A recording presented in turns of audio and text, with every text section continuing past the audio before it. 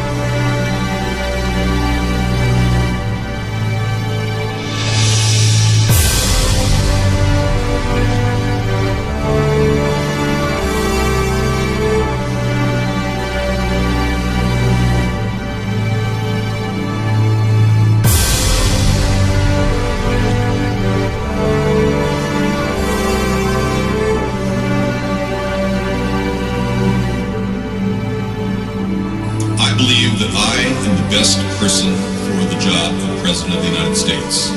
My unique talents give me the ability to be assertive and diplomatic at the same time.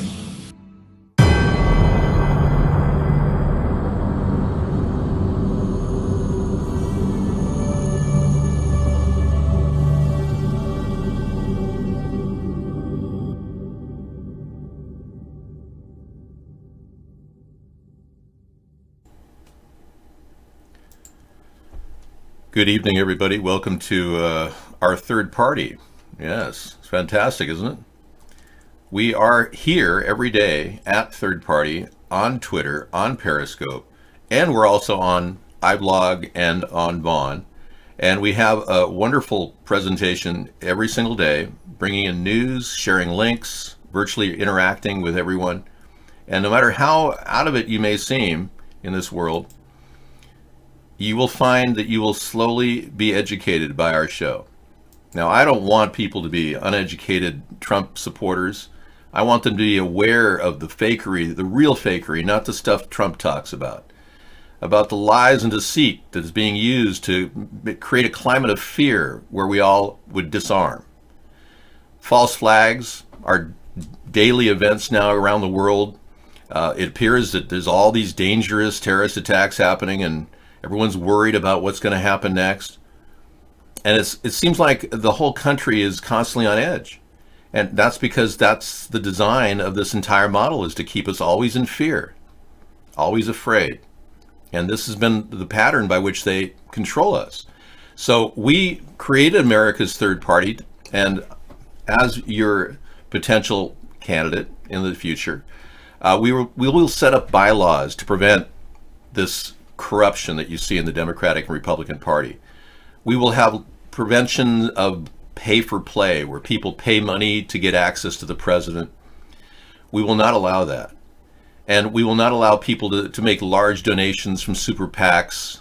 We don't think that that's something that would be in our favor as well as the country's favor. That's something that Brett Kavanaugh made happen. Foreign governments can donate to our country now because of a ruling that Brett Kavanaugh made when he was a judge in 2011. So our country's completely laid open to all these corrupt moneyed interests around the world that are buying up people like Donald Trump and Hillary Clinton. And that's why our country's so mixed up right now. But they love the division. So the people that run the show, the people who have a lot of power, way more money than Donald Trump, those people have enormous resources to buy up our political officials in the Democratic Republican Party. The beauty of this effort is I have never used money to get known. I have used talent, creativity to get known around the world. I have used this constancy of this show to get known around the world. I've never used money. And money has only been a small portion of our budgeting to pay for servers and even our post box, things like that. And the donations that have come in have been enough to cover that and all the way through the 2020 election. So luckily we made enough donations before they started censoring us heavily. They shut down an entire network right from under us. 4 years into it, we found that, yeah, needs. I know. 10 times bigger. Thanks, Guest 612 says, David, America needs you. I wish I could make the word needs 10 times bigger. Thank you. Well, we've literally been picking ourselves up by the bootstraps as we kept getting kicked off networks because of whatever reason. I got kicked off Twitch for the ridiculous misuse of free speech, and I've never violated free speech. They violated my free speech. They have told me at Twitch that I had violated a terms of service statement when somebody asked me, are you gay? And I said, no. I consider that sexual harassment if you ask me if I'm gay. And they immediately called me a homophobe and they kicked me off Twitch. I mean, all of this is just designed to stop us. And we keep moving on. We moved to this network at Vaughn, and then we found out from various sources that this guy who owns the company apparently has received millions and millions of dollars from Russian oligarchs to stop us. I mean, think about it. We're the only opposition to the Russian collusion issue now. CNN and MSNBC has dropped this case. And now I'm the only one. And we've even exposed the secret covenant of the Illuminati on our show. It's something we've even talked about in our conspiracy show, and they don't like that either. That's the real issue that's up. The secret covenant of the Illuminati is far more disturbing than what some people call the Protocols of Zion. The Protocols of Zion was discovered in a Xerox bin outside of a copy machine. I don't think it has any legitimacy, but the secret covenant of the Illuminati does. And we know that their plan is very, very dark. And believe me, they don't care if they poison the population. So we're up against the worst possible people who have unlimited funds. And I've been doing this with nothing. Isn't that brilliant? I can't tell you whether I'm an Aries or a Taurus, because sometime in April I have a birthday. I don't tell you exactly when, for obvious security purposes. Okay, wow. Let's take on the news per se. Let's get to the news. It's always fun to digest the news at the beginning of our show, so let's do that. Yeah, imagine if someone called a gay Twitchcaster straight. Would that offend a gay Twitchcaster? It is offensive for a heterosexual man to be called gay or questioned about their sexuality. It's a total offense, and I consider it sexual harassment. So whoever owns Twitch will be facing the music eventually when I levy a lawsuit against them for violating free speech and equal access to their network. And we'll be using the same type of law to go after other networks as well that try to do that. But retroactively, we can't do much. The fairness doctrine has not been deployed in our country for many, many years. Trump should have deployed it when CNN was bad-mouthing him, but he didn't. Apparently nobody talked to him about the fairness doctrine. Okay, Disney Plus rolls out on November at $6.99 a month. That's the news. See what I mean about brainwashing? I'm sure countless problems around the world are happening, but this is big news on Google. Disney's rolling out their own channel, and that's nice. And the arrest of Julian Assange, the mysteries about this Russian... the strange thing about Julian Assange is he was brought in today, and there was only one photographer allowed at the location. Only one photographer, yet for years, photographers were surrounding the Ecuadorian embassy, and now only one photographer took this photo, and this still photo as well, of him. I mean, we don't have any video of this guy. Do you have any video? Have any of you seen video of him being moved? Because if he has a still photo, that could be pasted in. I mean, we don't even know. You sent the video? Okay, let me take a look. We have a video. Thank you. Maxed Out Credit got the video. Let's take a look.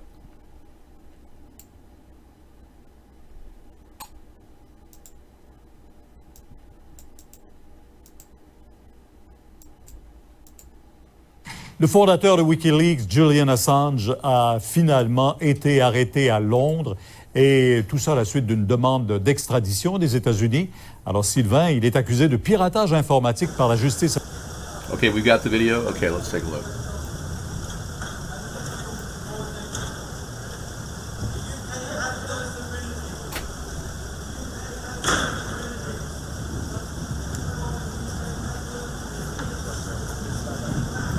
Okay, you saw that was on a fixed tripod with a fixed angle with a zoom. There's no camera motion whatsoever. This is a fixed tripod. There's a little camera motion there. Okay. It does look like his face was pasted in.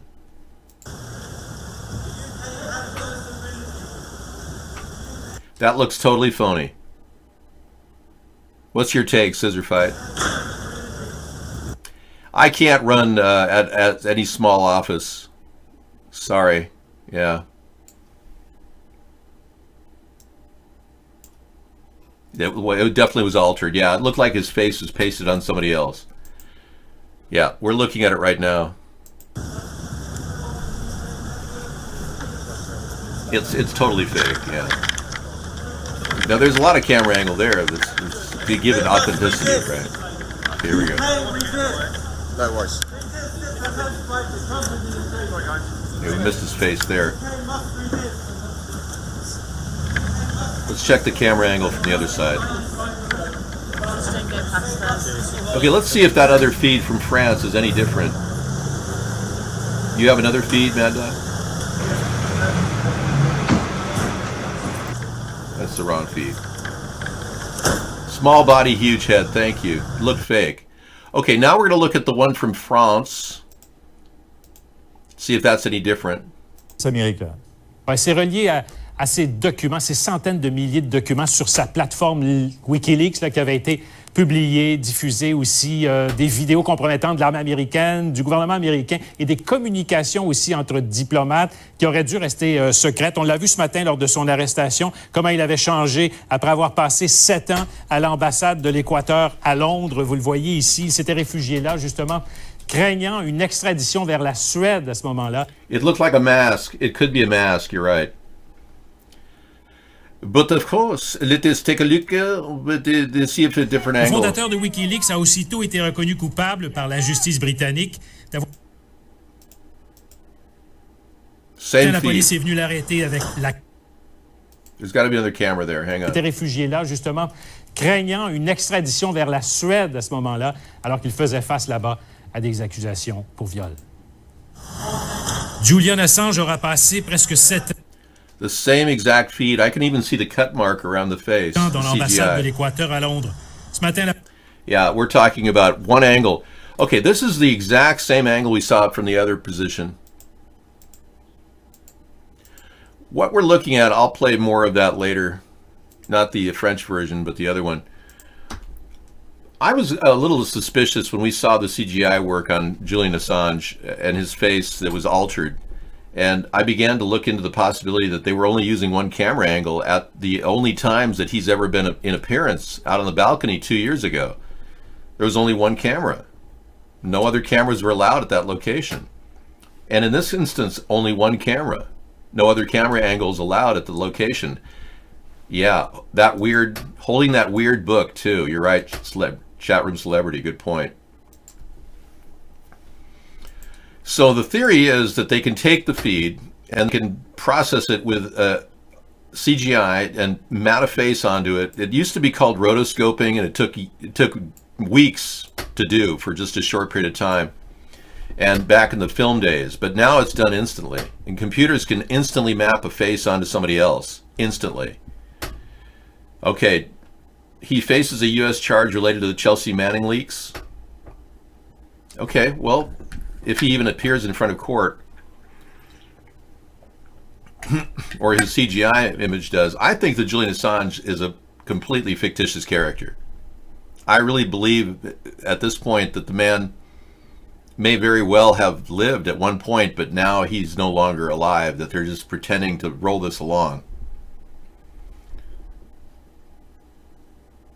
Why would I need that? No. Is ATP in South speak to peace late or alive in South? Really? Hey, hi South Central LA. Hi everybody. I think probably around 4 o'clock, 4:30 or so, when people did freak out a little, and I don't know what they thought happened. There was a face-off between a police officer, I was told, and one of the mourners, and something happened and everyone started running. And there was a little panic. It only lasted about 10 seconds or so, and people calmed down. And again, right now it's pretty calm, but yeah, we do have a couple of instances where people have tagged a police car. They're standing on it right now. But so apparently the Nipsey Hussle ongoing funeral procession is going on even today, as we see the Hussle procession going on, the Nipsey Hussle procession.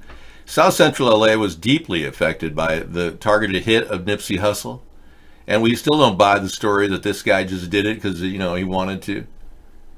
And he supported, he had a MAGA sign or something when he did it. I still believe that this is all about division, that a lot of these things are about dividing the country. And if George Soros wants to back something, he will, but these people are really gathering because they really loved him. You notice how they're doing it peacefully, not protesting violently like in Ferguson and Baltimore? Yeah.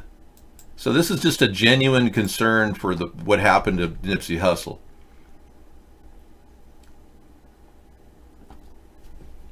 All right, the White Owls from Tom. Absolutely not. Those people in South Central LA are not actors paid off by the New World Order. You're looking at a real event of people gathering. But yeah, Julian Assange and the 6 to 9 seconds, what is holding? Let's take a look. We got some 153 News has got a take on it. Take a look. Whoops, sorry. Whoops, sorry. Play it again, Sam.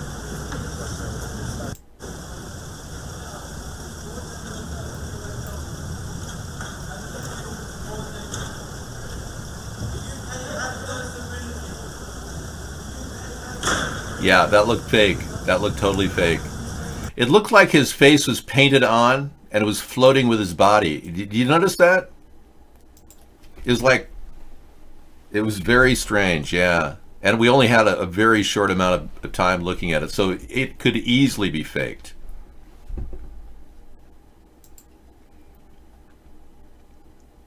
Oh, it's Maxine Waters' district? All right, whatever. Maxine Waters wants to get the 10 years of tax returns. And Mnuchin doesn't want to give her 10 years of tax returns from Donald Trump. Can you Republicans answer the question, why has Donald Trump not revealed his 10 years of tax returns? I know you're going to say, well, he doesn't have to. No, but he said it would be no problem to show it. Why hasn't he revealed them? Well, he doesn't have to. Again, I'll repeat myself. No, Brezhnev passed away. So did Andropov. The only one living still is Yeltsin gone too. It's Vladimir Putin, the guy who was appointed the office of the presidency of Russia. He never won a fair election until he had controlled the elections. Just like Hitler. Same kind of thing. Putin is in the pocket of Russia. And believe me, I don't hate Russian people, nor do I hate the Russian nation. I know that the people that are powering up Putin and paid for him, the oligarchs, have made him a very rich guy doing their bidding. These people, these oligarchs also work with the Rothschilds, and they work together to form a Zionist takeover of the world. It's called the New World Order. Putin is just one of the henchmen that they've chosen who likes money, like Trump.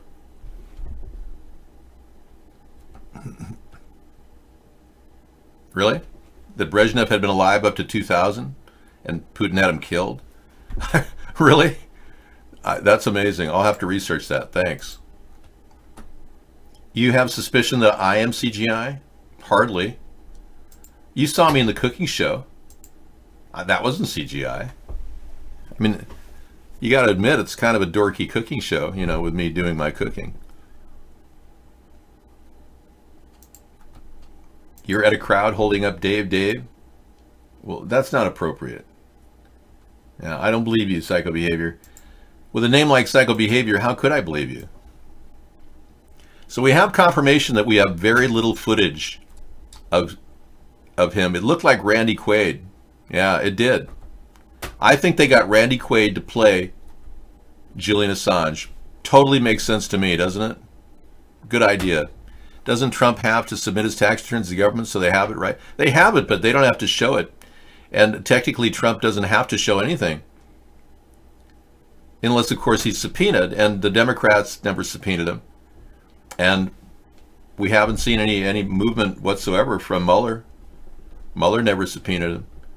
So the one thing that would have shown direct connections with the Russians was never shown. That alone is very suspicious and leads me to believe that there's greater forces at play here. I'm not making any of this up when I talk about total collusion. That's something we talk about every night in our show. Yeah, the IRS audit's been 3 years in the works and hasn't shown anything. And then Mnuchin just said that he's never going to show it. And Mulvaney just said they're never going to show it. So they're stonewalling the people that want to see it. The Democrats won the midterm elections on the theory that we could impeach Donald Trump. No, most Democrats don't believe that Nancy Pelosi's right when she says, why bother? I think most people are really quite disturbed at Donald Trump and what he's done to our country and how he's affected our nation and our relations with countries like China and Mexico.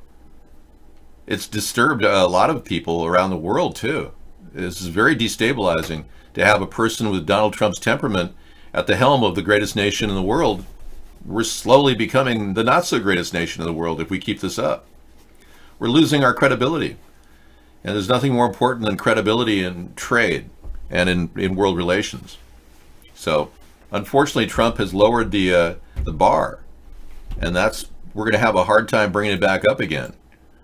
But this is the kind of thing that we've expected from a man who stole my ideas to get noticed. It's pathetic. And if you people who voted for him think that by stealing my ideas he's going to implement them, that's not the case. The idea of the 1,000-mile fence, which I supported back in 2008, was copied and turned into a wall. But ironically, it plays well with the voters, but they're never going to build a wall. They never had any plan on building a wall. The people that finance Donald Trump, the globalists, they don't want walls between our countries. They want everybody to run freely and be taken out with UN vehicles and submachine guns. They don't care about people and equity and property rights. They don't care about nations. They just as easily dissolve our borders because these people run on a financial basis. They don't run on a government law, a judicial basis. They simply use money to get what they want. It's more powerful than laws. It certainly seems to appeal to a lot of people, and they know that. So the good people are not leading our country. We have the worst possible people. We have what is called a kakistocracy, a nation led by the worst possible people.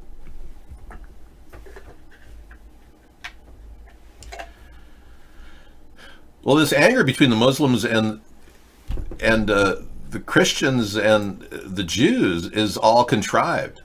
It's a Zionist plot to create division. I'm telling you, this is all part of a big plan. It even predates the Zionist movement. It goes back to the Hegelian dialectic and Joseph Engels and Karl Marx. Their plans were very, very clear. They wanted to take advantage of conflict. They wanted to elevate above the conflict with new ideas, but unfortunately, every form of economics is corruptible by greed. No matter who you have or what form you have, it's corruptible by greed unless there are safeguards to prevent greed. And there are no safeguards in the capitalist system to prevent greed. There's no safeguards in the socialist system to prevent greed. Look at Bernie Sanders. He's making millions of dollars a year. He's in the 1% and he's trying to pretend like he's a socialist. Same with communism. They were always controlled by the most powerful people, and greed took over the communist parties as well. I'm speaking common sense stuff here, folks, making it very digestible for all of you to understand what's happening.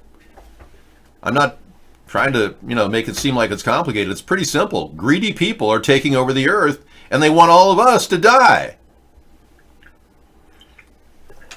So rigging the Mueller vote and installing William Barr in, who wrote a letter saying he didn't want any obstruction investigation, which automatically would make him recuse himself if he was smart. Instead, now William Barr will be placed under the same scrutiny that Robert Mueller will be placed under when I lead this nation out of this hellhole we're in right now.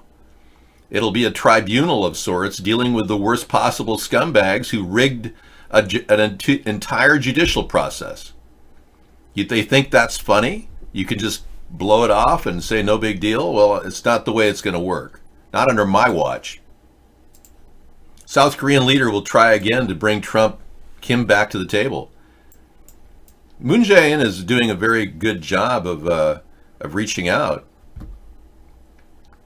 He's at a press conference in Russia, but the entire meeting with Kim Jong-un and Donald Trump in Hanoi was completely staged by the Russians.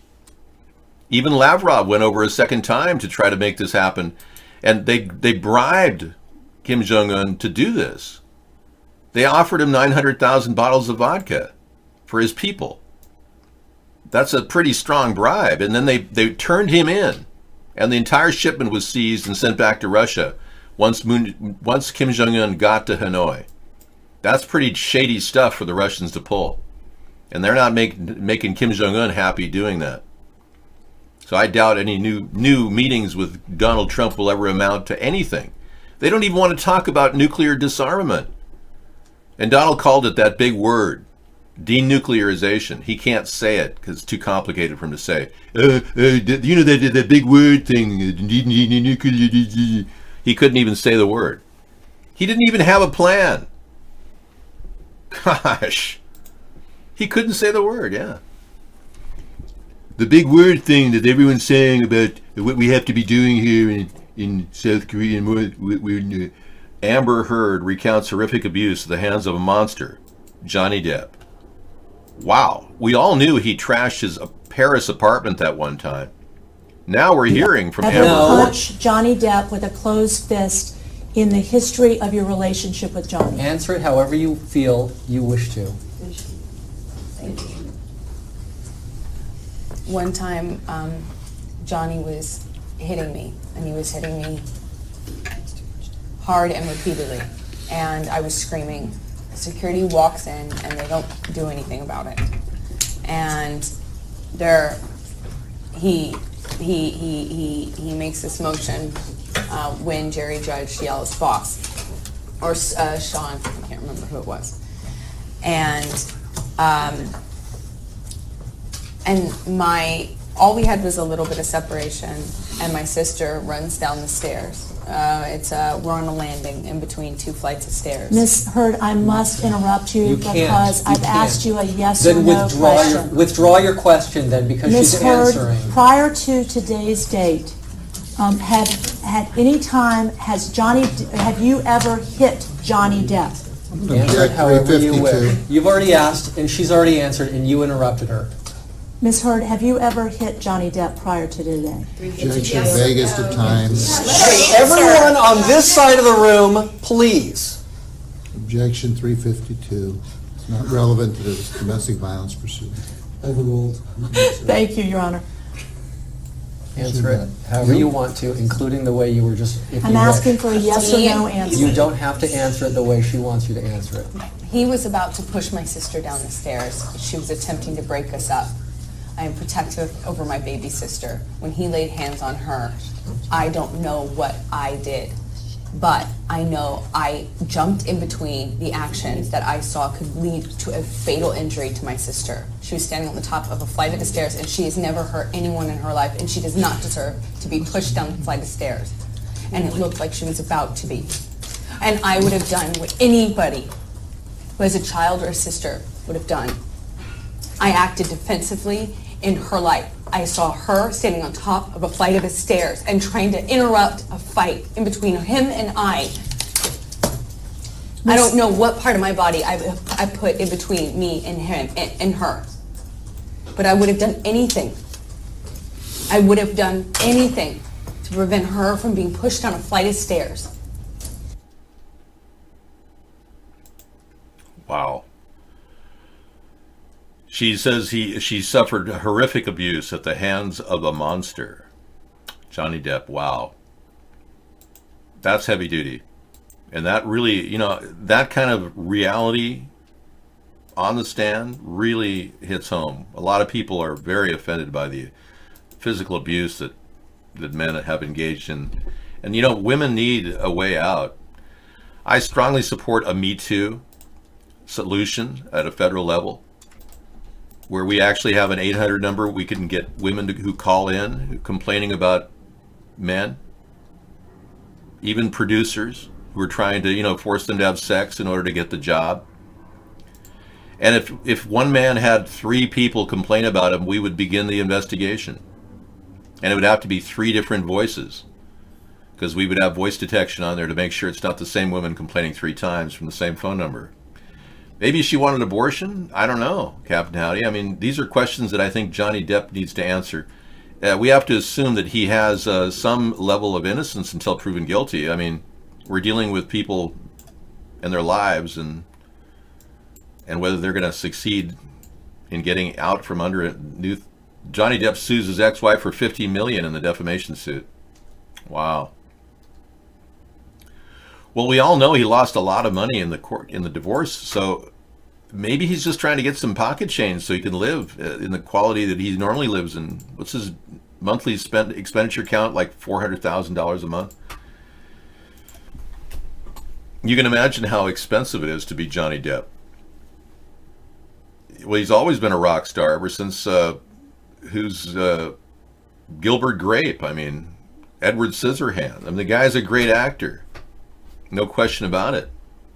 But who is he really? Is he an Illuminati puppet? Has he been completely turned onto the dark side?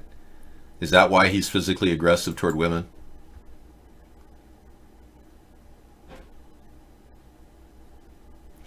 All I'm saying is we need some sort of an answer for women to get results, not just get recorded in a docket. You know that Beverly Hills had 60 separate complaints about Harvey Weinstein. 60 women claimed they were raped by him, and they didn't even act. The Beverly Hills police didn't even bother. 7 years into this, they didn't even bother looking into the rape charges. 60 different allegations of rape. Do you know that, yeah, Bill Cosby had 50 allegations of being drugged and raped before they finally prosecuted him, and thank goodness they did.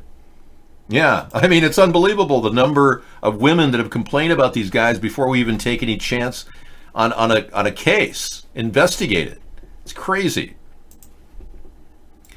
Okay, here's a story about Trump's sister.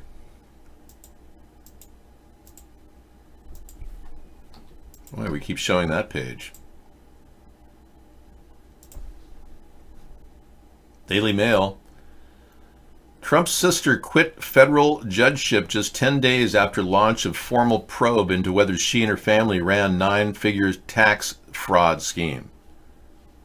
She resigned in February as an appellate court judge 10 days after a probe opened into her involvement in a family tax evasion scheme. Oh, so the whole family's been doing this for years. That guy that investigated, the expert top investigator that looked into the background of Trump and how he got his money from his dad. Trump says he got $1 million from his dad. Well, that's not true. He got $10 million from his dad in cash, but that's beside the point. This guy found out that Trump moved $430 million of his dad's money, triggering a response among his family that you know, many people were wondering, is it safe, including his father? Is it safe to even give him money? That's what this man uncovered.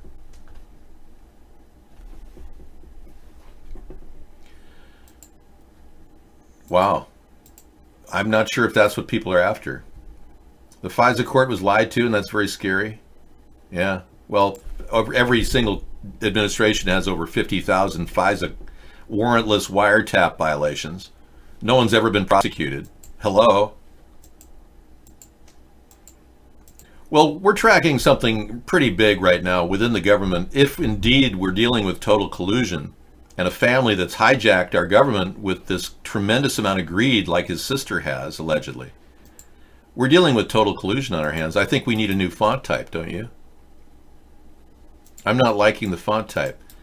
I think we should go for maybe like Frankenstein or something. Total distant galaxy. That's a little too much. Heavy heap. That's kind of groovy. Total collusion, dude. It's a groovy kind of collusion. That's Italian 8. I'm looking for something that is reminiscent of nasalization. No.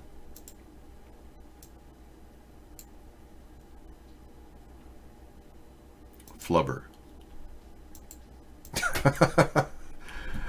It's just not working for me. Whatever it is, it's just not working. It's like the 60s show, you know? We've got the total collusion.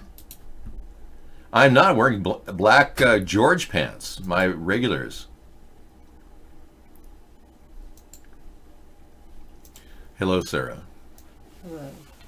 This is Greek. Looking for a new font type for total collusion. I guess I'll just not worry about it. David, are you wearing booty shoots? Yeah, no, I have no idea what you're talking about. Oh, Misanthropy is talking about a limited hangout. What is this in reference to?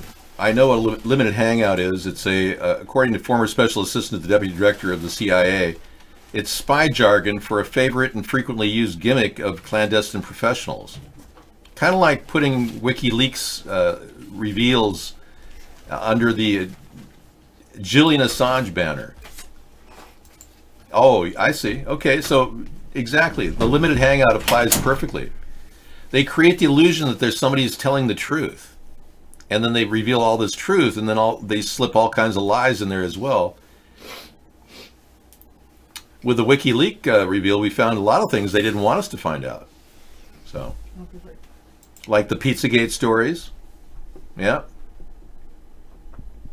So the limited hangout has the ability of kind of deferring any real scrutiny. It gives people the idea that, oh, well, they're doing that, so, you know, like, who sent all those emails to WikiLeaks? Well, they had an anonymous email location, so they couldn't detect where those emails came from. How convenient! Or all those tools the government's been using to do warrantless wiretapping. The NSA reveals through WikiLeaks that Vault 7 was released, and they never even bothered to find out the mole that released Vault 7, which makes it possible that anybody in the world can hack in to anybody's communications, which means that the CIA and the NSA are guiltless. They can't be detected because everybody's got those tools now. You see where we're going with this? All right, well, I think we need to have serious scrutiny, and I think we're going to deal with that later. Right now, we just have to relax and enjoy life. And Sarah's here to help you with that. Julian Assange has been released, but the problem with it is there's only a very limited picture of him. Other than the still photographs, there's only a limited picture of him coming out of the building that he came out of. And this particular picture is right there. He's holding a book, a particular book, and we'll get to that later, The History of the National Security State. And it's almost, and we saw the video, it's almost like he's got his face painted on, and it's only one single camera angle. There were no other cameras allowed at that location. So again, every single time Julian Assange has been in front of a camera, there's only been one camera in the past 7 years. That's a little suspicious. You can alter a camera very easily. It could be choreographed. He could be wearing a mask. This is David's real hair. Yes, this is my real hair. Thank you. I'll step out. Sarah will be back to share with you stories. Let me just get something For the news, maybe.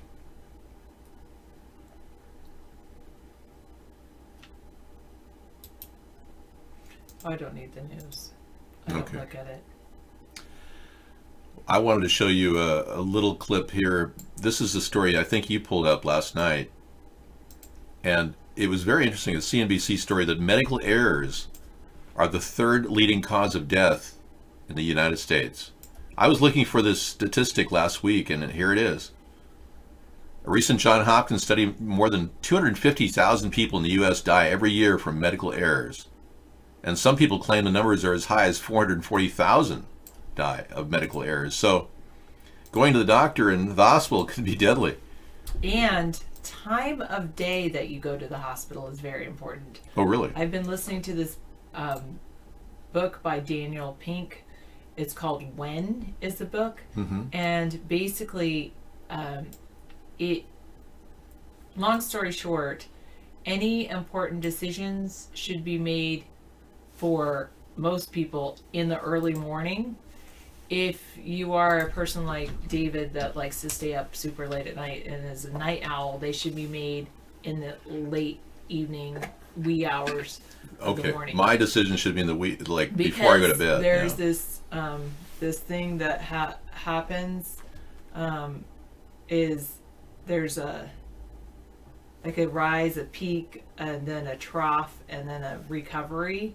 But for night owls like you, it actually is a recovery, trough, and then a peak, and then At the end, before I go to sleep, I'm Yeah. peaking. So that's what I should do. My really good all your work. writing should be done like when you're going to. For you, I would suggest like writing how you were working on your book.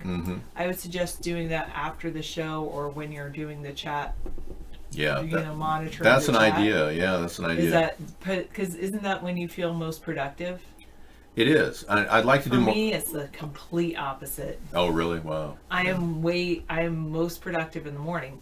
But he was talking about people when it's called a chronotype, and you can find out your chronotype on he has a thing on his website. But there's two main chronotypes. Well, actually, most people fall in the middle. But anywhere people fall is the worst decisions happen in the mid to late afternoon. Worst decisions are mid to late afternoon. So overall. you don't want doctors operating on you in the mid to late afternoon. Good to You don't know. want to go to a hospital in the mid to late afternoon. Good to know. It's better if colleges, they did research on when college should start their start times, and that should happen 11 o'clock a.m. is the best time for colleges. High schools and junior high and middle school, their start time should really ideally be after 8:30. A little bit even later would be better, but yeah. Well, there you have it. Sarah Well, gave with some good colleges, advice. People, yeah, thank you, sorry. Yeah, with colleges, people can just offer those classes and sign up for the classes after 11 a.m. Yeah. Anyway.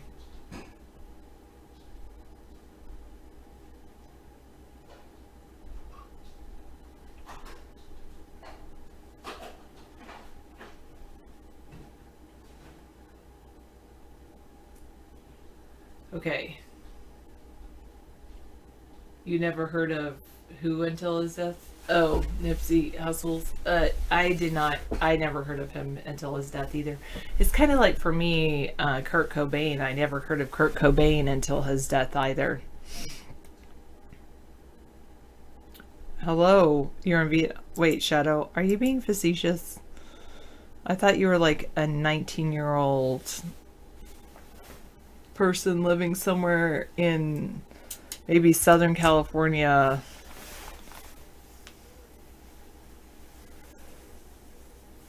And do you want to be adopted because it's difficult to do life on your own? You wish? Age, gender, location, and how many family members are really watching your show to show with you. Okay, I'm going to click that link before we lose it. We got 123,000 viewers tonight on our show. at the beginning of our show, we had 123,000 viewers in our cooking show. Here I was doing the cooking show, and Andrew has the viewer count from overseas, so it's a little bit better than the one we have. Our show's like 100 people. The real number is 123,000. All right, thank you. I'm going to leave that up so I can get it later. Right there. Okay, I'm out of here. Thank you. I didn't like the opening on that Joan of Arc documentary. I don't know. It was very boring. David did not like the opening. I have not taken a look at it. Like I said, I'm not watching any videos on the I'm not watching. Wow. That's pretty funny. I wonder if there's a way to, yeah, there, I can blur out his face. Here's a guy. Let me see. Let me just go. He is wearing a, this is from Maxed Out Credit. Let me get this up for you. Here he is. He's wearing, it snowed, and the snow you can still see in the shaded region. And he's wearing like a big jacket. And then he's wearing shorts to get some sunshine. Wow. I don't think I would be wearing shorts and anywhere if there was snow, even in the shade, I wouldn't be doing that. Spring? Is it spring or is it winter? I know it still feels like winter, even though it's technically spring here.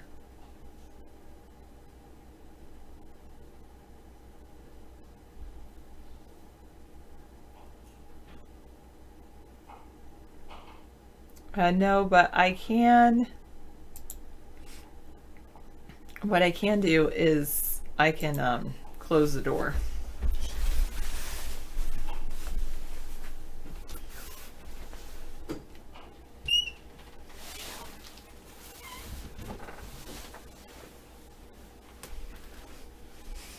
Because David always leaves it open when he leaves. So there you go. How about that? No.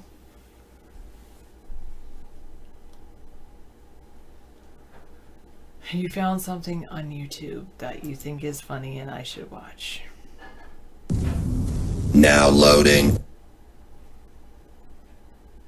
Mega 64 Resident Evil 4 parody. Alright. It's probably funny to gamers. And since I'm not a gamer, I probably won't get it.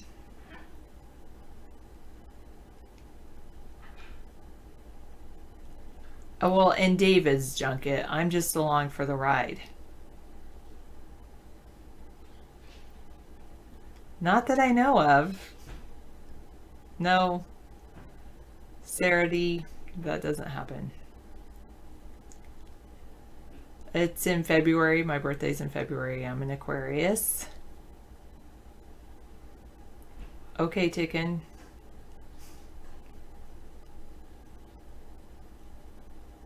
That was the sound now loading was from Shadow's video. Oh, you're about to get 12 inches of snow tomorrow. Hello, 4Paws, which was, I thought you had a different username before. Maxed Out Credit. I like your lights, Maxed Out Credit. 4Paws is a little dark.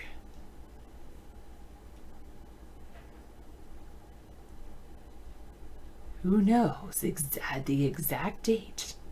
I celebrate all month long, David's birthday all month long, and into next month. We went to it was an OK buffet. I call it an OK buffet on Sunday to kind of celebrate David's birthday. But is that his birthday? Because next week I'm going to go to a different buffet to celebrate his birthday. Ha ha ha ha ha. Oh. Or is it? Maxed Out Credit. Yeah, David prefers buffets to restaurants because he feels like at least the chef is serving everyone the same thing and they're less likely to poison it that way. We prefer the buffets we have a lot of casinos around here, so we prefer that. But we've been to Chinese buffets that are okay too. No, we can't do that. But you can talk about mine. Do you want to see mine? David doesn't cook muffins.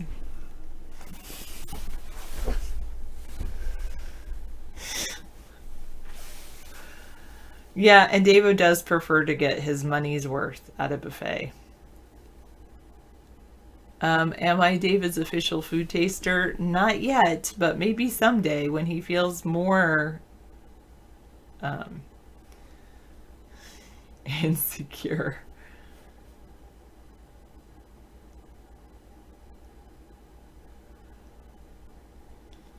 Thrifty is David's middle name? Okay. No, the still report. That's too low for him. Yeah, you have to put a space in for that link thing to work maxed out credit. Well, yeah, and David's very good about making sure that we have separate bank accounts, and so I have my own money, and David actually encourages me to save, and he's very good.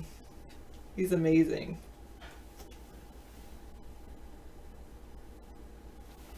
Well, if he wanted me to taste his food, maybe. Oh, that one was an accident? Okay, no worries.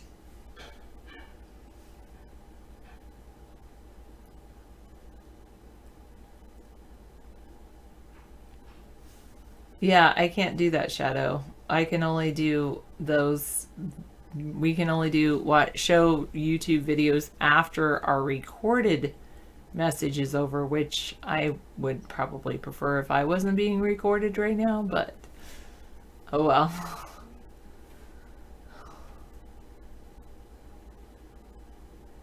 Yeah, that's why David plays those videos after his recording is over.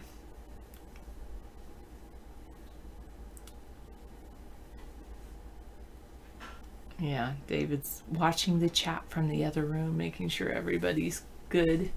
Everything is copacetic. So far it's been pretty interesting. I woke up this morning and I had to hit the snooze button because I was still tired, and then I didn't wake up till that went off. Oh, maybe someday, Shadow, but not now. But I'm always so surprised. I've chosen not to watch any, Netflix for, it's been a little over a month now, March and April, and at least on the nights, well, not on weeknights, that's what I should say. On weeknights, I've decided not to do that. And it's made a big difference. I have felt more rested, but this morning I definitely slept in a little bit. Well, slept in 25 minutes. Maybe I'm listening to that when, and deeper, longer sleep is good. Oh, this guy also, the author of When, in that same book, he talks about how to do napping and how long you should do napping and what you should do with a nap. He says you should drink caffeine, then you should take a 25-minute nap, and it should be somewhere around 2 to 3 in the afternoon when we're going into our lowest stage. And because the caffeine, it takes about 25 minutes to kick in, because a lot of times people wake up from a nap and they're like, oh, what time is it? Is this morning? Is this afternoon? That this grogginess happens. And then with the caffeine, it's actually you wake up energized because the caffeine's finally kicked in. And yeah, anyway, it was pretty interesting. You made your coffee this morning.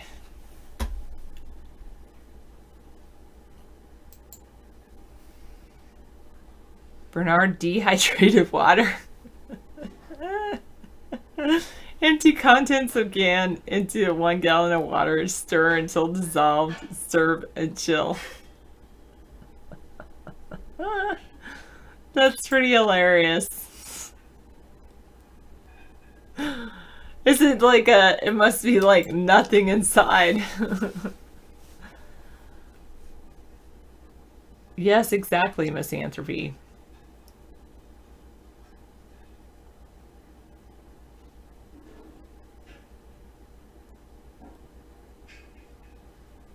The shoal is and special is CIAL. Oh, don't worry. It's fine that you only wrote 5 pages last night. Do you want to start writing now? And maybe it's a like if they're 5 really good pages, it's better than 6 pages. You wrote 15 pages and then you passed out for 2 days. Do you write late at night? Are you a night owl? Too then, Misanthropy? Because you were saying that's how you write at night. I am not. I've decided I feel best in the morning.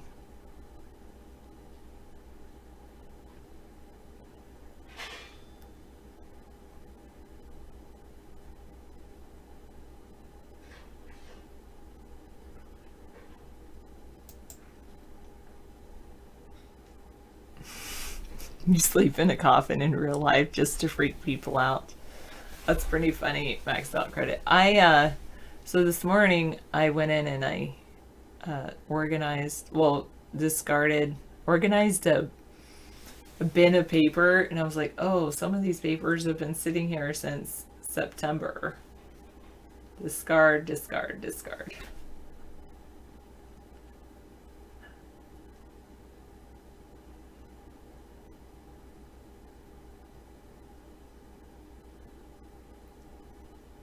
Oh, so you definitely are a night owl, because night owls have the complete opposite of larks. He called it what I just said to David, a I don't know.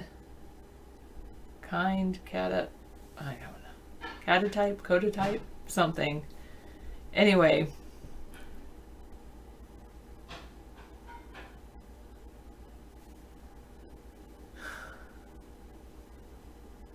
But it's that he gave an example of somebody that when they woke up, they were really an artistic kind of person, and when they woke up, they would like have to be like, they kind of like a zombie, like sit and eat breakfast / lunch and then chill out, have a conversation with someone, relax. Then around dinner, have dinner, talk to someone some more, and then after their aunt fell asleep, they would be really productive.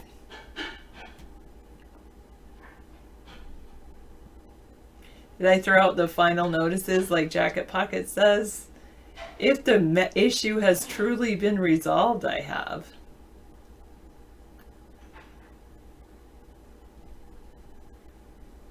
Have a lot of stuff and see it in the most random places. You might be raising boys if you do. Find Legos, Pokemon cards, and little green armament in your wash. Yeah. You might be raising boys if you have a lot of stuff and see it in the most random places.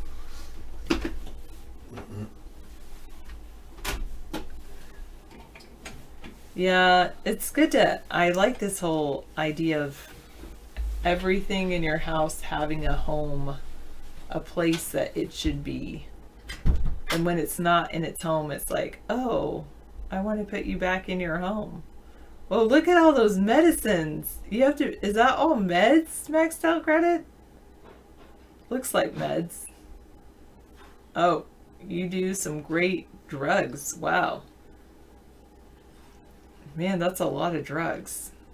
Terrible. Sorry.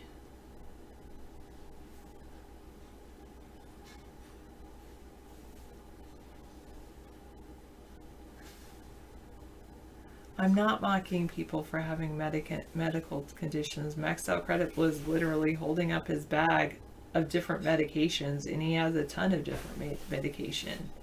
He has to spend nearly $3,000 a month just to stay alive. Wow. No, I love the way I spend my time. I've chosen my life.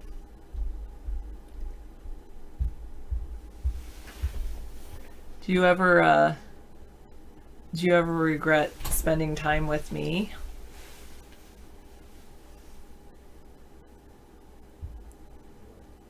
No worries. You can, it's fine, Ticken. It's a good reminder.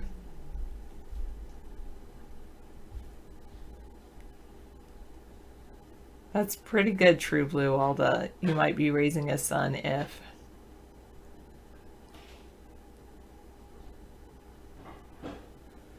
Why do you say that? I don't understand why people have to judge others.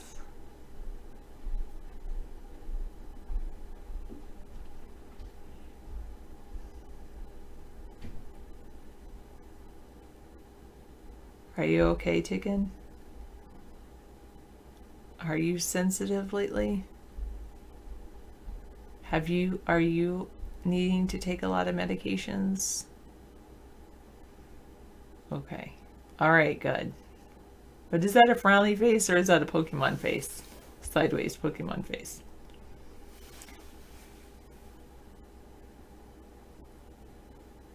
Oh, thank you. Maxed Out Credit does a ritual of gratitude for every morning, and David and I are included. Thank you. Oh, I didn't know that, Antique. Thank you. Are you a... Wait. I should take that with a grain of salt. Are you a nurse, Ticken? Not that I don't trust Antique, but come on, it's Antique.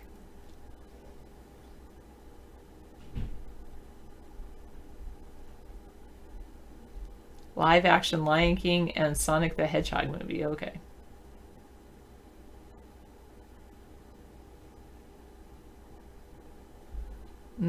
I don't know. Hopefully that never happens. Hopefully I never have to actually answer that question. I hope David lives a very long life. He might live longer than I live. Your Remicade treatment yesterday cost $12,348 for 8 weeks. Wow. Remicade, what? Now I've got to go look that up.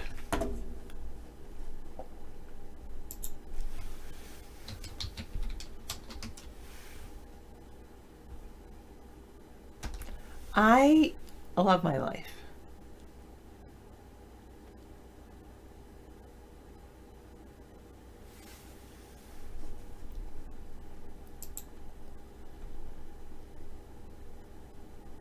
Used to treat rheumatoid arthritis, psoriatic arthritis, ulcerative colitis, Crohn's disease, ankylosing spondylitis. Also used to treat severe and disabling plaque psoriasis.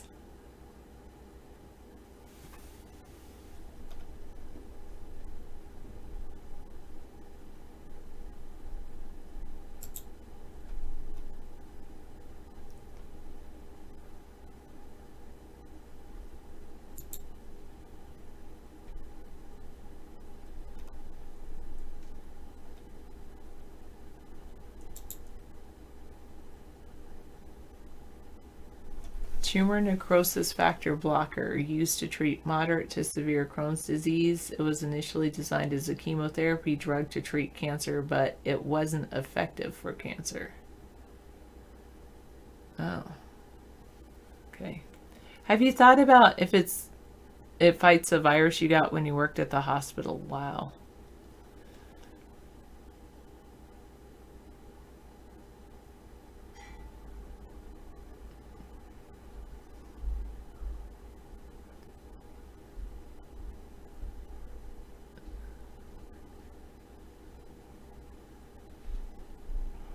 Well, I have eyes that I need glasses on.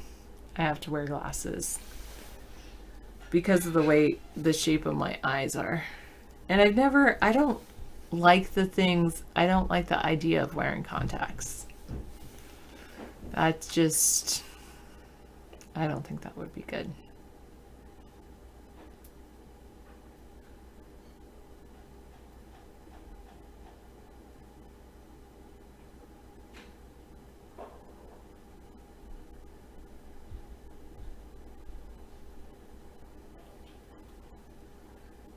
Yeah, I like maxed out credit sunglasses.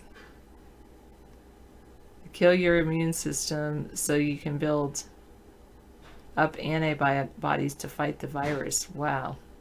You've got little choice. Wow.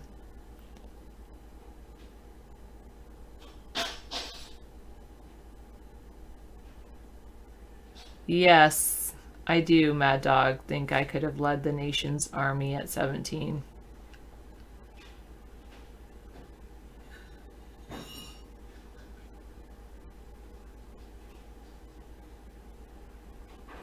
But of course, I'm 41 saying that, so I have a lot more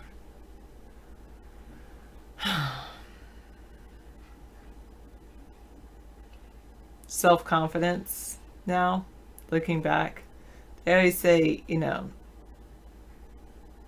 hindsight is 20/20, or hindsight,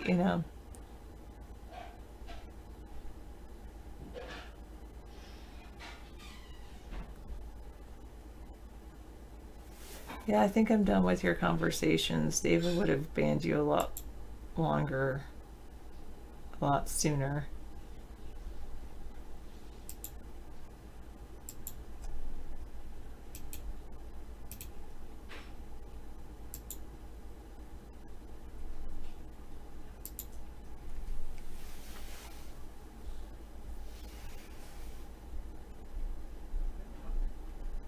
Oh, mentioning my age is offensive to immortals. Okay.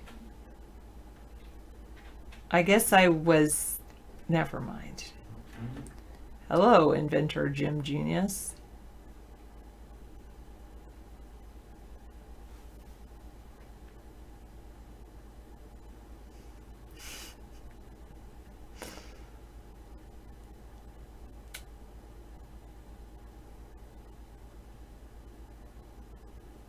Okay, you're not an immortal. Okay. The largest voting bloc are people in their 30s. Wow.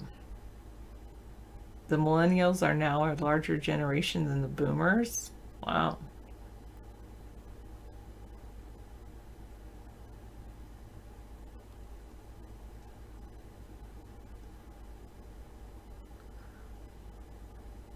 So someone running for president will have to appeal to millennials. I always say that I'm I can appeal to both the baby boomer generation and the millennials because I am the bridge between them. I can speak both languages.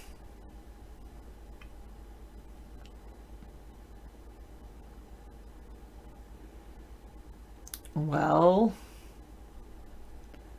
misanthropy, they might be, but I'm still going to work as if they're not.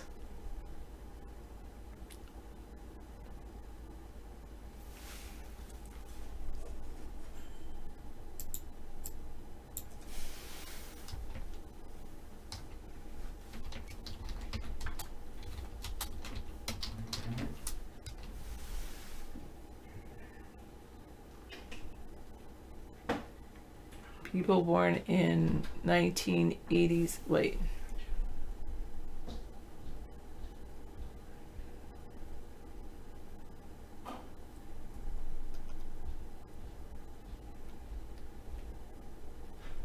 Oh, like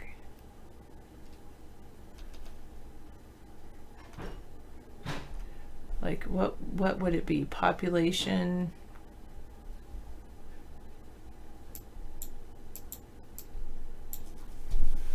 Yeah, percent.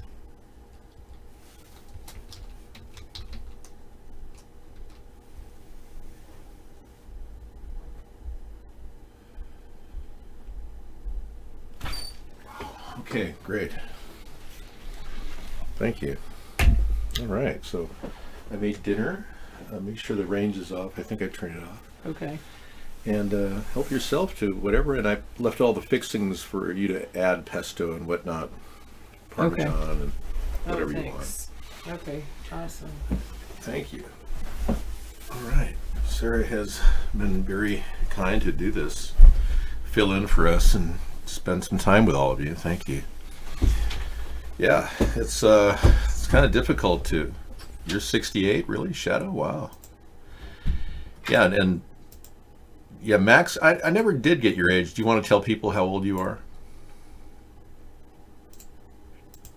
Yeah, it's kind of difficult to.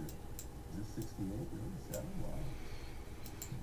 Yeah, and yeah, Max, I never did get your age. Do you want to tell people how old you are?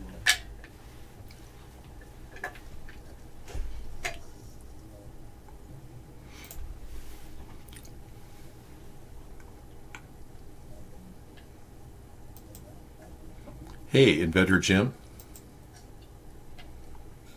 Oh, there it is. Wait a second. This is. Sorry, Dave. I have to switch on my sound. Yeah. How old are you? I'm just curious. Switch on my sound. Sorry. Yeah. How old are you? Can you hear me? Yeah, I can hear you. How old are you?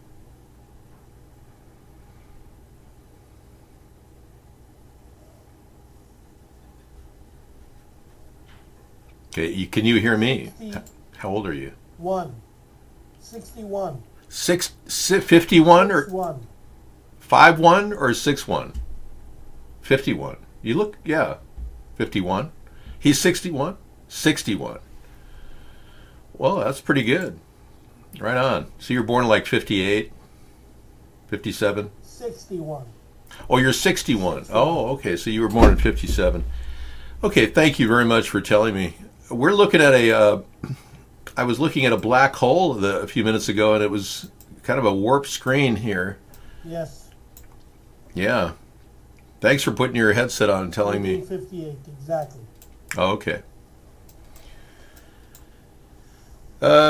Image Labs Zoom just running the old AI image enhancer on NASA's black hole photograph, and this is what it was. Wow. Look at that. So it wasn't a black hole after all. It was just like an OK sign. See, this is exactly what we need to find out from our Media Verification Alliance. How many different things will NASA do to make us believe that they've gone to the nth degree to make us believe the nth degree? It's the sign of the devil. It's the 666 sign. Yeah, see, there you have it. Again, NASA working for the devil. They have wasted a lot of money, I'll tell you that. I count $500 billion over their inception. And going to the moon really didn't pay off much. And I know a lot of you will say, but we got Velcro and plastic. And yeah, who doesn't like plastic everywhere in our landfills? Yeah, and Velcro. How can I live without Velcro? Oh, and Tang, too. Yeah, let's not forget. So really, NASA, I talked about this last night, NASA and NOAA could be changed into NOSA. So we're going to create a new agency under my leadership called NOSA, and it'll be mostly about not spending too much money, you know. And then I've also got an organization called YESA. I just haven't figured out exactly what it means. So if you could come up with it's an acronym for something, but come up with something good. YESA would be great. I have two organizations, the NOSA and the YESA organization. Anyway, I wish life was that simple. It isn't. But for Julian Assange, apparently he's having a good time.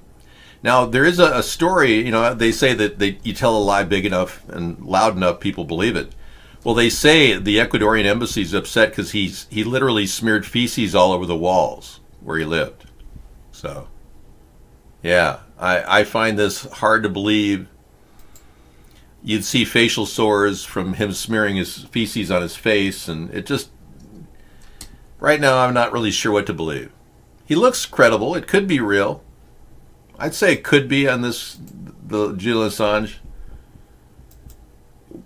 But with the fact that it was only one camera that videotaped and showed Julian Assange getting out today, one camera is suspicious. And that was the only commonality it had with the previous event when he was on the balcony 2 years ago. One camera, that's all they ever allow at those events.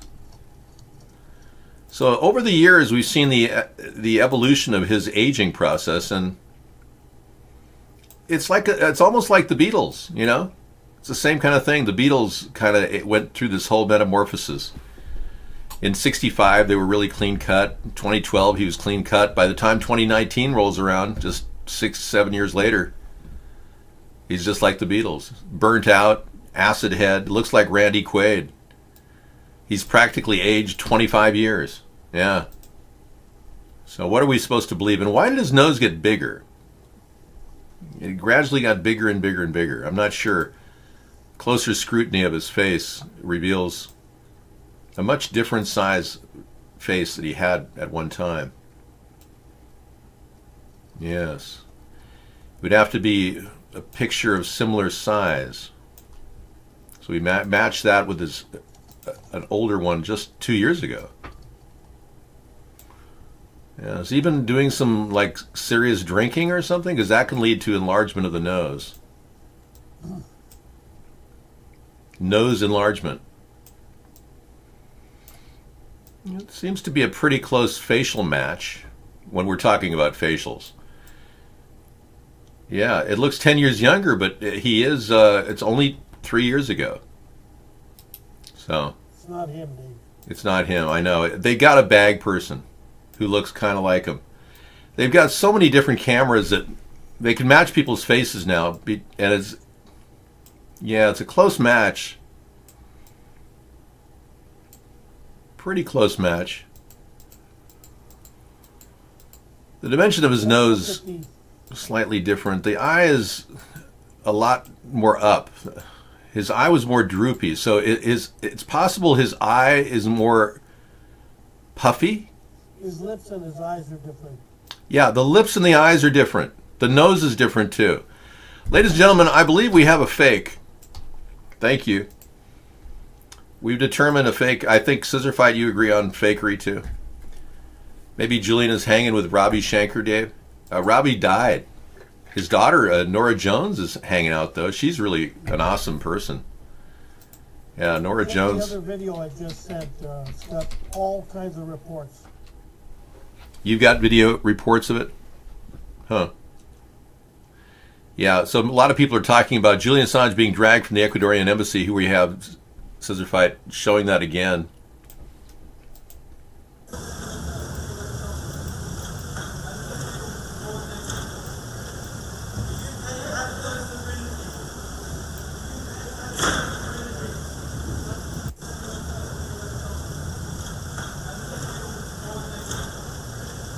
Different angles too, like the one I have.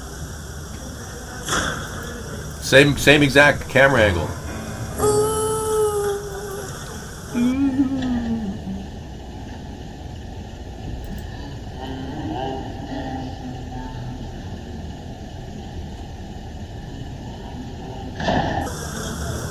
No, different one.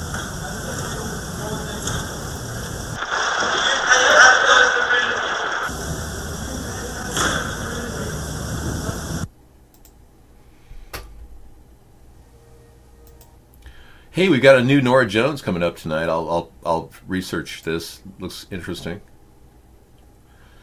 Yeah. So I'm going to go ahead with the idea that he is not the real guy. Yeah. So what does that mean, really? We've been lied to all along by WikiLeaks, except for when they got caught. Hey, Gar the Ghoul, how are you, man? How's it going?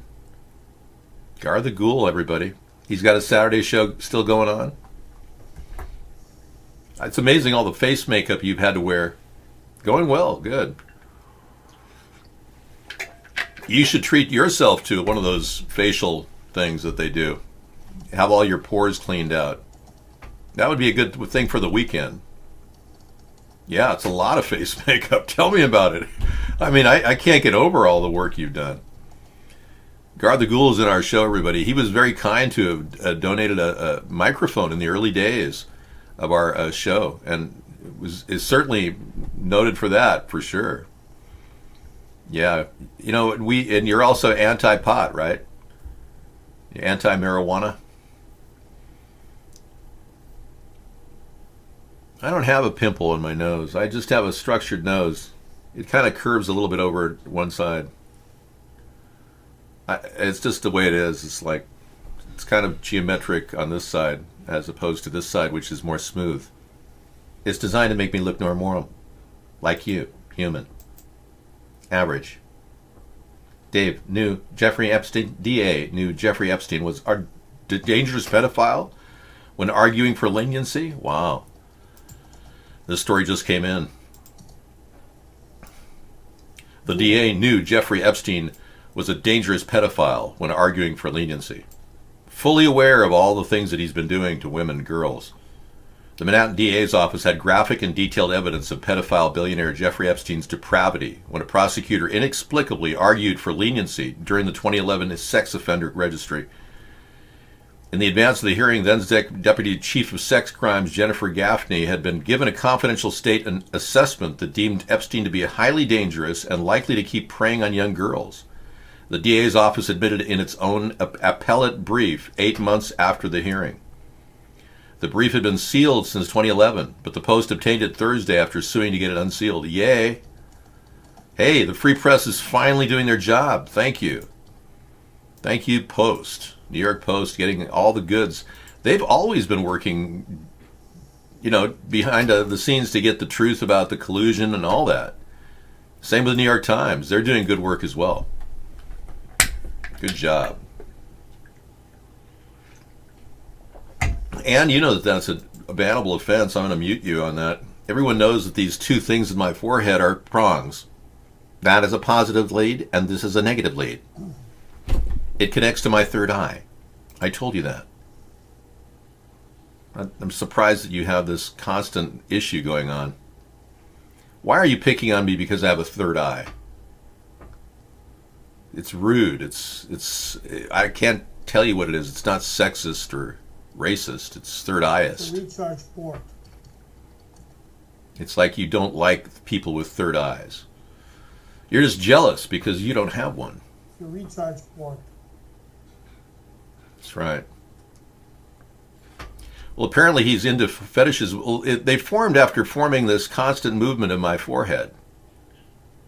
As you can see, they are getting more and more clear as time goes on. My circuitry is operating perfectly. Everything is running full steam ahead. 100%. If you have any questions related to politics, feel free to ask. I'm supporting a flat tax of 10% on any income over $50,000. That's an incentive for people to invest. You're jealous of my brain or my prongs? Beep. Hold, please. We have... Oh my gosh, what's this? It is David Hogg, the gun control advocate that went to the top of the fame of the world and got promoted throughout all of his life. His father's an FBI agent. He was caught lying twice in front of cameras, couldn't read his lines, and now we find out he looks just like Adam Lanza. This is too weird. I mean, did they keep Adam Lanza for some other purpose? That's my question. Yeah, it's possible they brought him in. Although Adam Lanza had a very high IQ, David Hogg barely got through the SATs to get into Harvard. He's got a 1,200 SAT average, which is unheard of. Only 10% of Harvard admissions get in there. Yeah, they got him a freebie. I don't know who it looks like. So we have an innovative flat tax of 10% on over 50,000. That means if you make under 50,000, you won't pay any taxes. Yeah, isn't that nice? I would never want to make over $50,000. I mean, that would be more than enough to live on and go to Costco and, hang out eating samples. Life is simple when you really look at it. I even found a way to get into Costco without having to pay a membership. Yeah. You get a friend to gift you a gift card. Then you can get through the front door and eat samples for free. Yeah. Then you go through a couple times until eventually one of the women will say, "Sir, have you been here before? It's only my 20th time.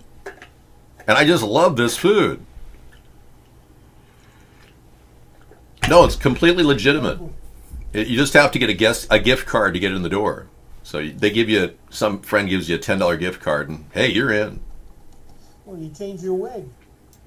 I don't have any hair loss. Man, that's kind of odd that you should say that. Drag King, what do you got? We have positive match between David Hogg and, yep. Here's a real solid comparison, folks. The geometry of their faces is almost identical. Oh, I mean, so you don't get recognized at Costco. No, I hardly recognize it. I know. And what's really scary is I look like both of them. Yeah. I'm beginning to think that all humans look this way. Yes. All humans are normal, like me, right? I am normal. I am a human. I am human like they are. Well, that's really scary, Dave. That's very scary. So now I'm beginning to wonder if I'm David Hogg. And you need to wear your establishment wig. No, it's just the miracle modern trickery of video. Nothing to worry about.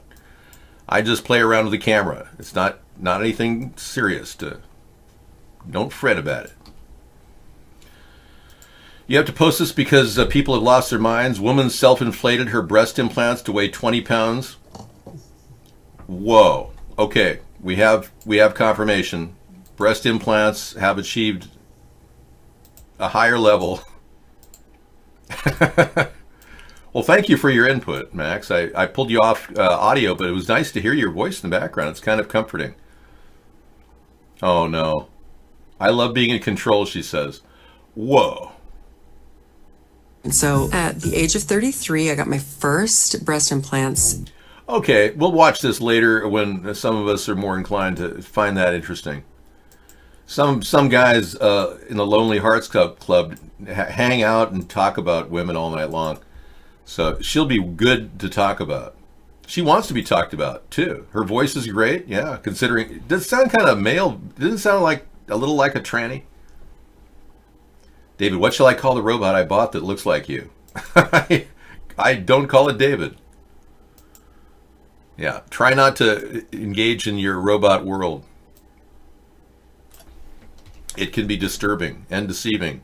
CBS News, coming up instantaneously at our fingertips. Thank you for the link. Bingo.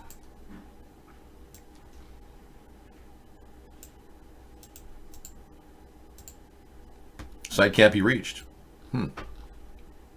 Waiting? Uh-oh. Our small bees? Uh-oh, what's going on here? Our small bees were found living in a woman's eye. Whoa. 4 small bees were found living in a woman's eye. A doctor in Taiwan pulled 4 small bees out of a 28-year-old woman's eye, shocked that they were living in there. The woman, identified as Ms. He. Ms. He. That's a great name for a transgender, isn't it? Not that she is. She just had serious bee problems in her eyes. She was pulling weeds when the insects flew into her eye. When her eyes became swollen and painful, she went to a hospital in southern Taiwan. Dr. Hong Chi-ting in the Fuyin University Hospital pulled the 4-millimeter insects out by their legs. They were sweat bees, also known as Haloteidae, like halitosis. According to the BBC, the insects are attracted to sweat and can also drink tears, which are rich in protein. Holy moly, this is too weird. This is turning into like a human versus bee world. This is scary. And here we are trying to protect the bees, and these bees are just sick. Those bastards, they bring us honey, though. Those bastard bees. They have bee making equipment that make honey that will actually, you put it out in your yard and it harvests the honey automatically. You don't have to pull the cones out. It was amazing. Scissorfight was showing me that the other day. Yeah, it's like you can have your own beehive and make your own honey in your backyard if there are enough flowers growing.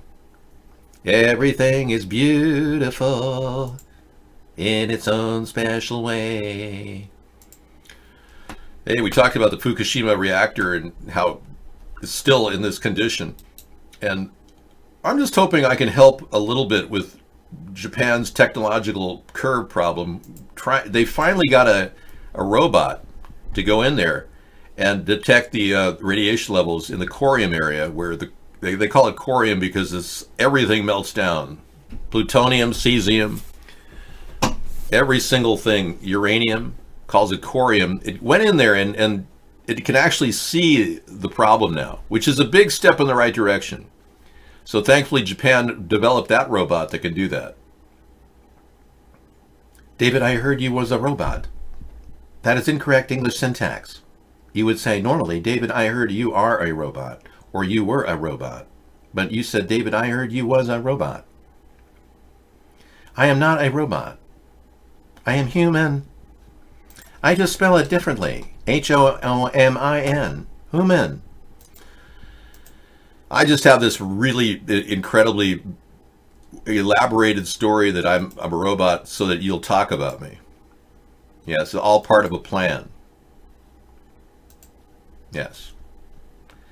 Well, the more stuff we can talk about David about, the better off I can actually get the centrist movement started. And obviously, it's not easy. I'll tell you, it's not easy. I'll tell you, it's not easy starting this program, this party. What, are you kidding? I mean, we've been censored, we've been doxxed, I'm telling you. I'll tell you. I'll tell you. YouTube, what do you got?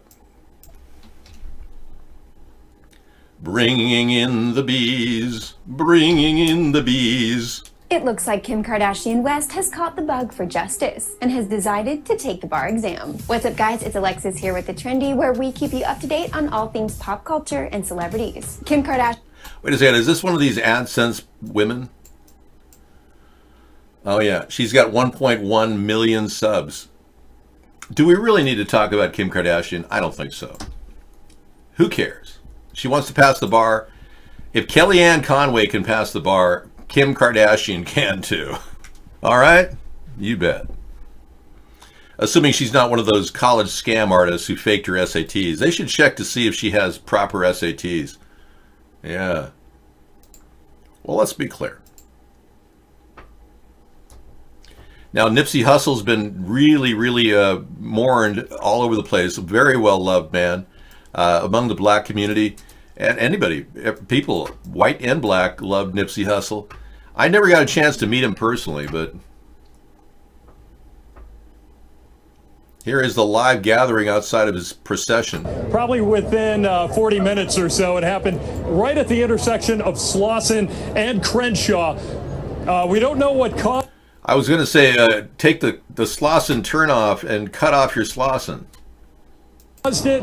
We've heard different things. LAPD has tweeted out that a loud noise caused the crowd to panic.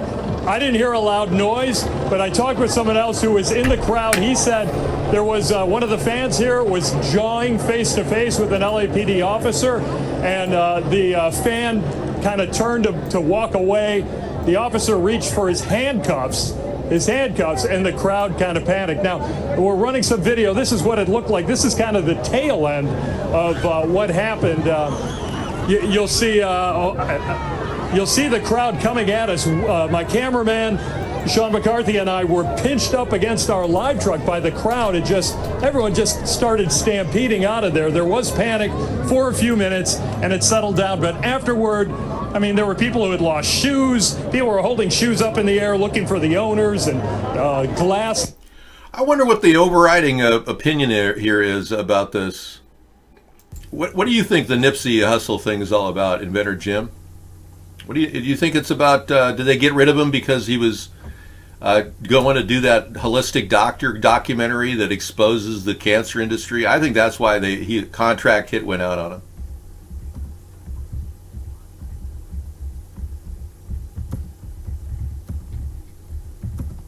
I think he's got one of those computers that doesn't have a speaker on it. But he has a camera, which is great. Anyway, the people are really upset. Sebi, yeah, Dr. Sebi, that's correct, Max. Boy, Max was dead for 18 hours, or excuse me, 18 minutes, and he still remembers things. It's amazing. You've got a strong mind, Max. You must have been one hell of a six-figure income earner, because even after your stroke, you're still 100% in my mind. Yeah, there he is, everybody. Yep. Right in there. He's always ready for the chat, too. He's got the information right at the fingertips, and he's really good with links, just like, Scissor Fight's our all-time greatest link provider. Chatroom Celebrity, you're not too shabby. Dark Engine, you got great links, too. I'm so lucky to have all these link providers. Thank you guys for being such great link providers. Maxed out headroom, yeah. Hey, Russia's most powerful nuclear missile is in the final testing stage, and these other weapons are also on their way. Oh, nice. Yeah, and then Donald Trump doesn't want to initiate an intermediate nuclear force treaty, so we don't even have a dialogue going. Nobody has a dialogue on getting rid of nuclear weapons. It's like, oh, okay, here we go. Take off. Let's just see who can build the most weapons in the shortest amount of time. I mean, this is insane. Humans need to back off of this behavior. It's going to get you killed, man. That's right, baby. It's bad. All this focus on weaponry, killing people. I mean, what's going on? Is the New World Order trying to, sharpen their tool set by having Russia and the U.S. take each other on? Let's play. Oh, it's called the New Satan ICBM. Russia's not messing around. They didn't pick a lightweight name for this missile. They called it Satan.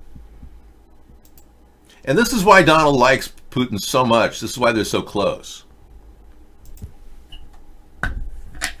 Wow, look at that. Okay, let's do it with the audio now.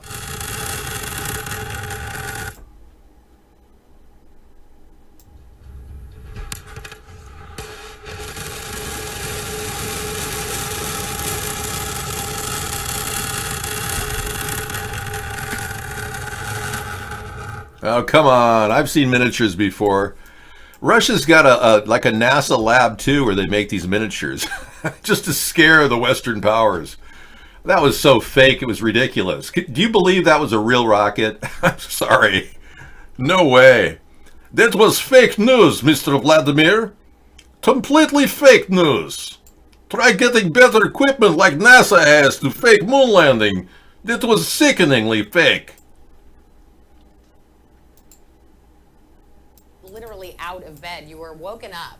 I don't think anybody had any injuries or maybe just a few things off the shelves. But people sure felt it. Yeah, all of you felt it, and a lot of you woken up from this. The USGS confirms there was a 4.4 magnitude earthquake, followed by a 3.3 magnitude quake near Decatur, Tennessee. The first happened around 4:15 this morning. The second, just before 4:30, people felt it from Knox County to Atlanta, Georgia, to North Carolina, to Kentucky. It seemed to be like there was a pretty wide impact.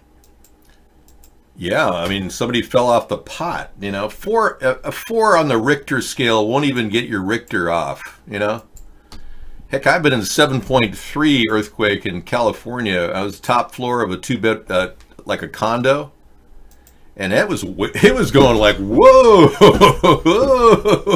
yeah.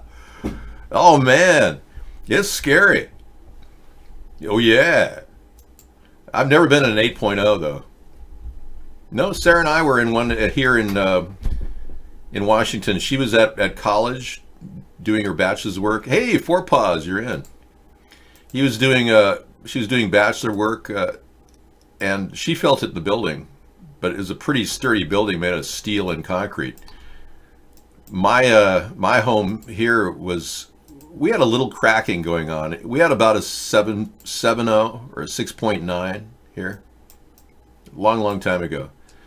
All right, you're drinking you're resting your thumb. You've got that.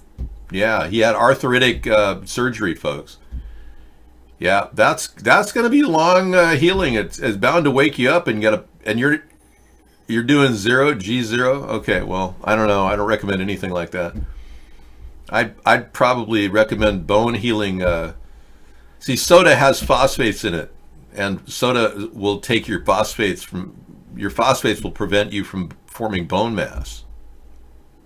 Ask your doctor if green tea is better, and put some ice in it and a little sugar, and you'll have yourself like a real drink that you want.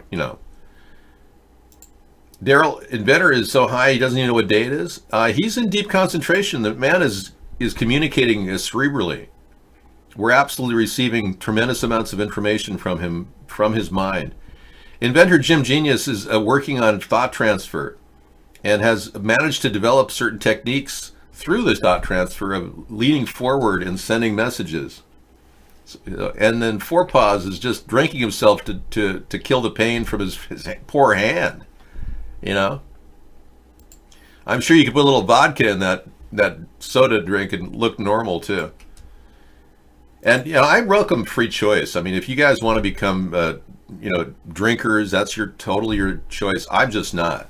I said no to alcohol because I don't like what it does to me. But if you like waking up next to the porcelain goddess vomiting your guts out every night, that's great. Knock yourself out, No, I'm not in favor of drugs. I was talking about alcohol and herbs. I'm definitely against drugs. So we have some technology stories we could talk about, I suppose.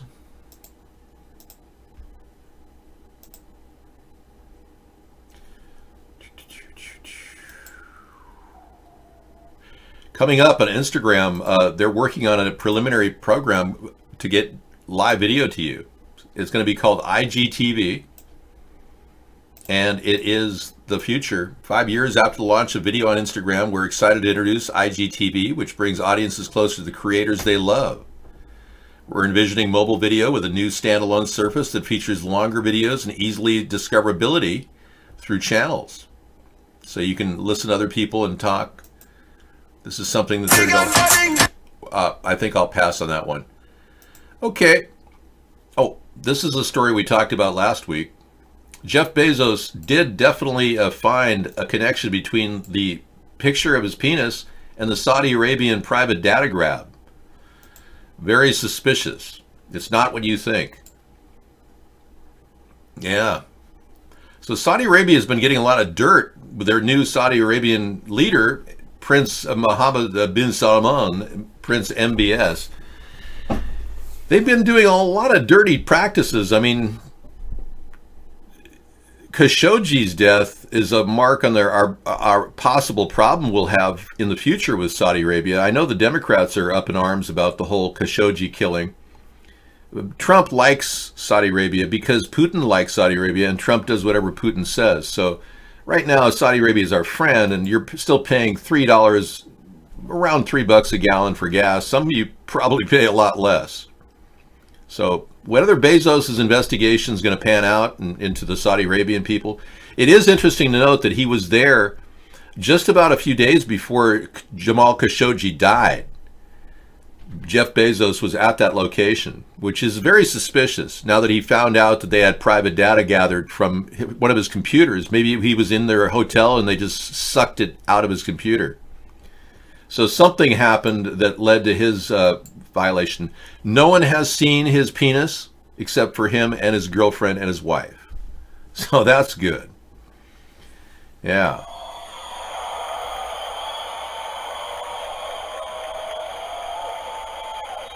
So far so good for the richest man in the world, and he had a really good settlement with his wife, ex-wife, 75-25 split. So he took a lot of money in.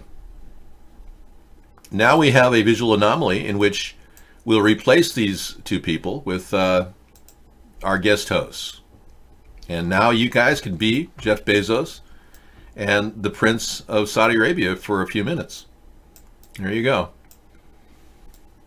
Okay, we're interviewing the Prince of Saudi Arabia and Jim Genius. No, I'm just kidding. Mic check 1 2 1 2. You're on. Hey, Jim. Yeah. So what's a bugging you in life right now? What's your biggest gripe? You want to talk about anything, Jim?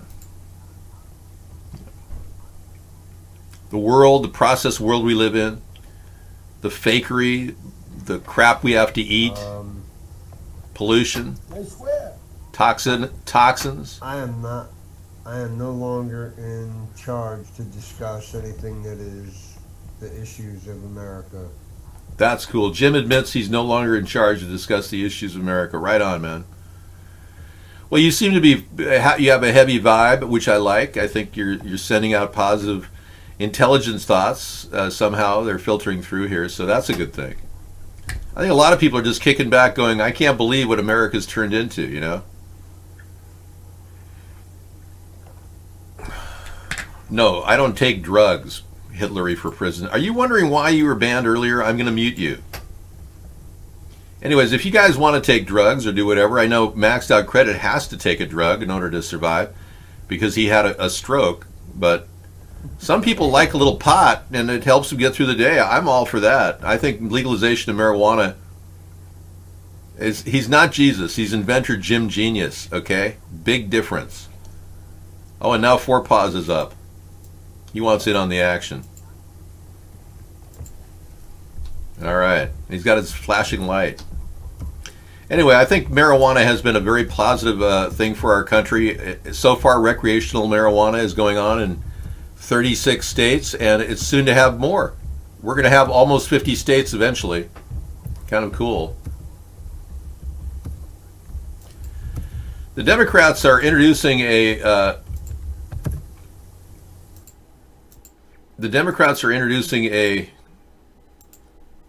bill requiring tech companies to check algorithms for bias.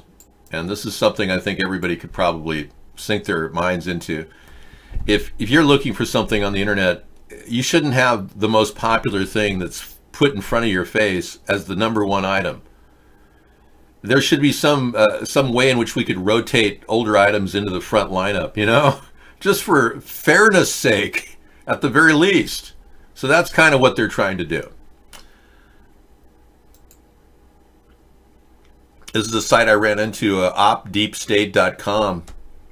Very interesting site. Talks about me clicking their link here.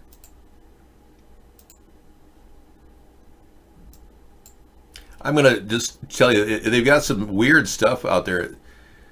It seems like they're onto the Zionist thing like I've been talking about for a few days. A lot of times people attribute Zionism solely to Israel, and they don't realize that Israel was funded outside of the state of Israel. And even the birth of Israel was born out of a plan that Hitler put into play, because Hitler was a Zionist too.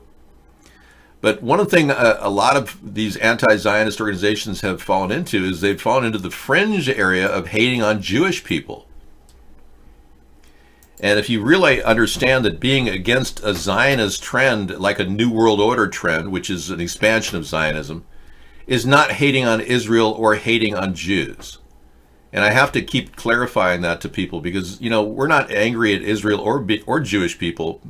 They're having a problem internally of people who are Ashkenazis trying to be Jewish.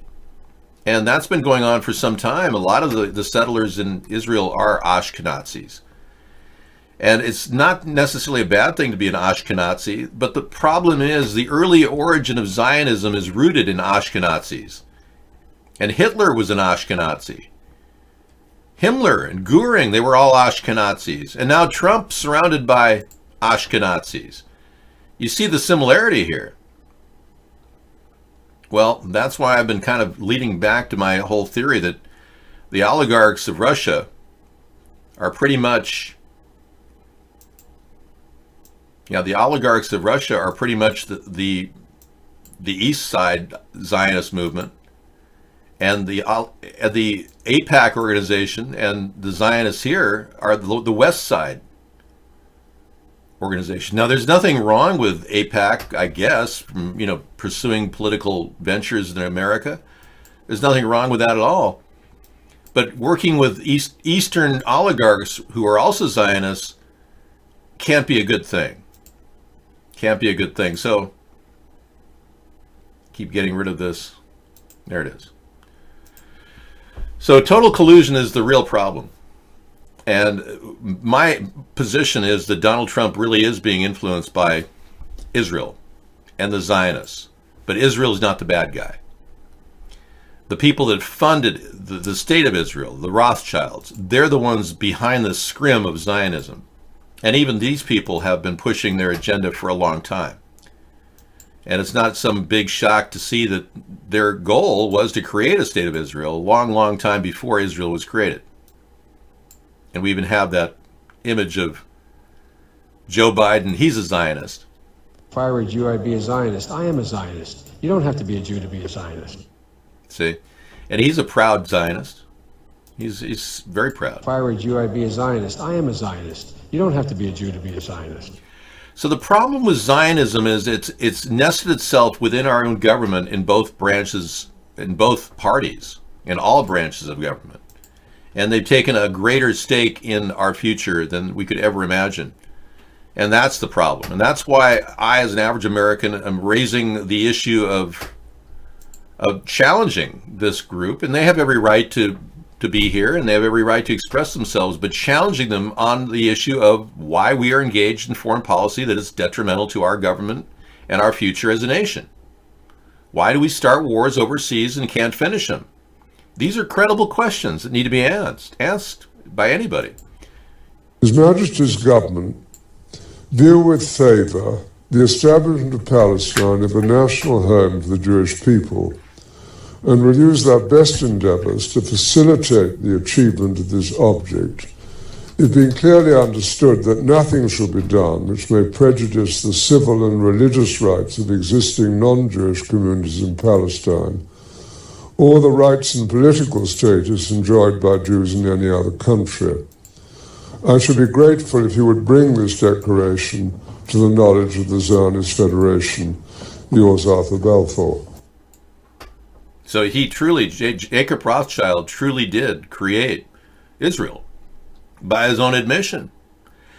Fast forward to present time, we certainly are glad that Israel exists. I see them as an ally, and I would certainly work collaterally with them to protect our interests and their interests in the region.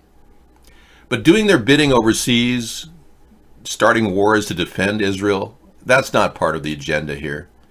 Inflaming aggression with Muslims, Trump is doing that very well, and it's not good. Frankly, Omar has every right to raise objection to the possibility that AIPAC has been a figment of our focus most of the time, and for what reason. And Ilhan Omar has made these statements, and I think many of us who haven't heard them at least deserve a chance to hear them. And then we'll talk about putting them in context of where they came from and what Trump is doing. But I have a clip I just brought in.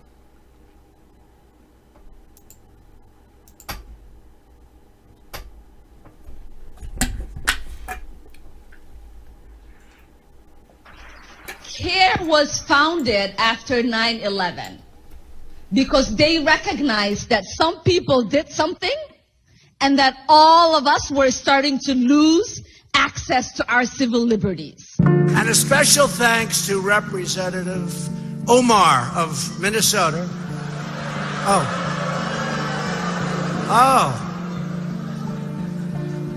Oh, I forgot. She doesn't like Israel, I forgot.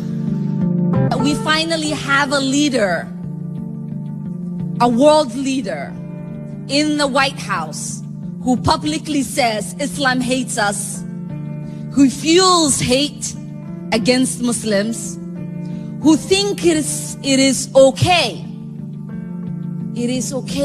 to speak about a faith and a whole community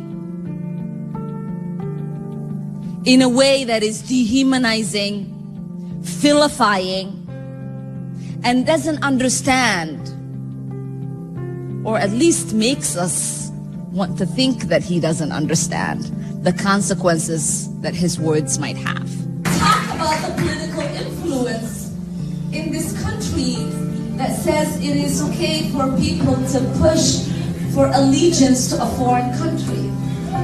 I want to ask, why is it okay for me to talk about the influence of the NRA or fossil fuel industries or big pharma and not talk about a powerful lobbying group that is influencing policy? Congressman Omar is terrible what she said. And I think she should resign from Congress, frankly. But at a minimum, she shouldn't be on committees, certainly that committee.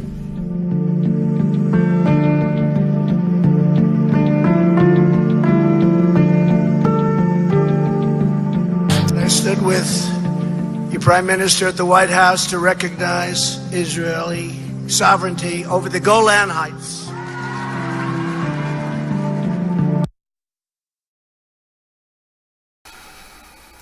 All right, so they're bucking horns. Omar is the only one in Congress raising the objection about AIPAC. I'm obviously upset about AIPAC. I'm not a Muslim. I'm an American citizen with every reason to be concerned about an organization that's taken over both parties. So I'm not trying to side with Omar on that issue, but she made a very good point. Should she have said such a thing, calling it just something some people did? No, that's not appropriate.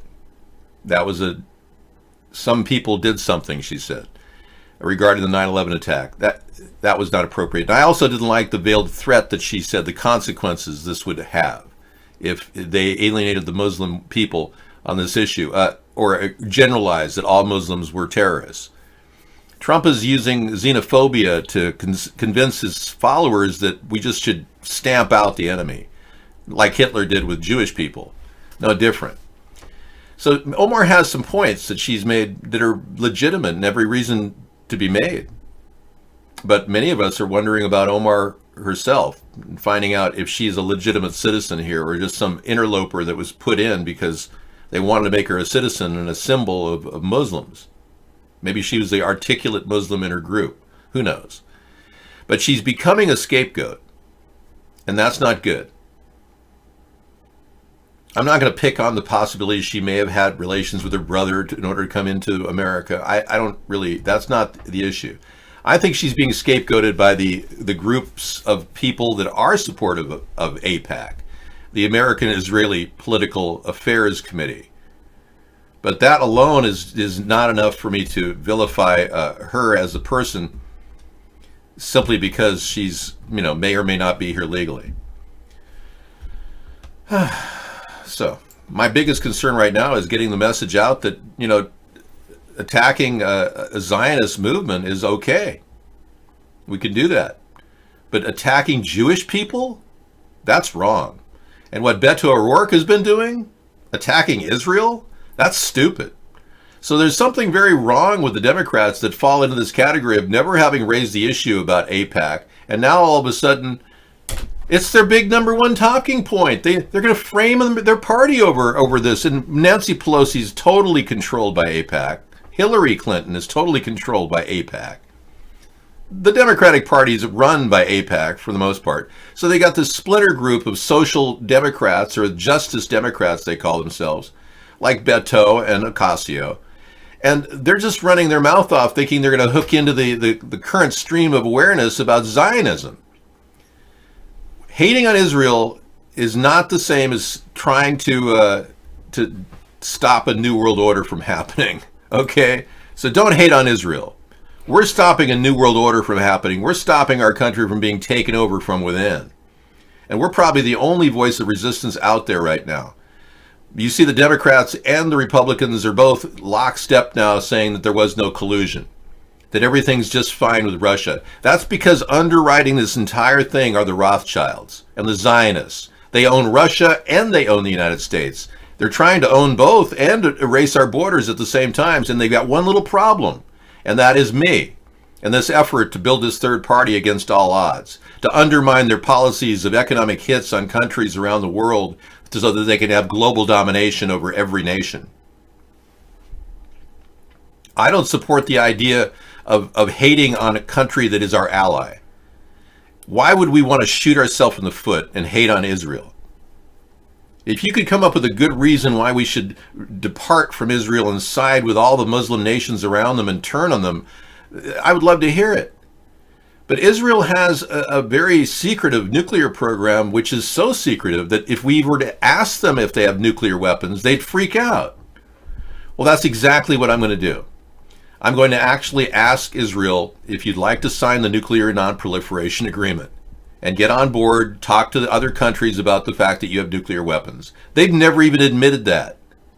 That's a big step in the right direction. And if we can get them to do that, we might get Iran to discuss their nuclear weapons and emerging growth of their nuclear capability. But without that, we're never going to get them on the same page, neither country. And we will never have a chance to defuse this potential war that everyone knows could happen in the Middle East, a World War III scenario. So we have to somehow extract the Zionist movement from our government and from its operations so that we can be more of an objective party in negotiating peace in other areas and not pushing our will economic hits on countries like Venezuela and many Middle Eastern countries we've already, pretty much made our will present.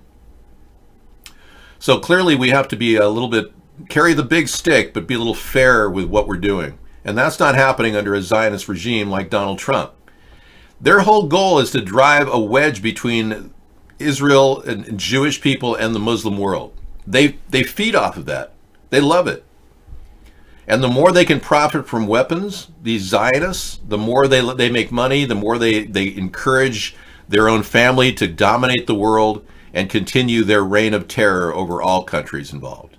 So this Zionist plan has been, from the very beginning, cool. Thanks. This Zionist plan has been from the very beginning kind of a foolish and disturbing effort to control a region that was biblical in origin. Hitler wanted Jerusalem for the Ark of the Covenant, and that's why he was a Zionist. So if you want to side with Zionism, you have to understand Hitler was a Zionist. And we're still fighting the Nazis. Just because we beat Germany and Japan in World War II doesn't mean we've stopped the Nazis from invading our country. And that's exactly what's going on right now. They've already taken over Russia internally.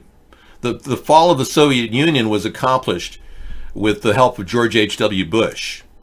So they used our leverage here and who they controlled within our government, like the Bush family, and they disassembled the Russian Empire of the Soviet Union, leaving them with their military might, but no countries to control.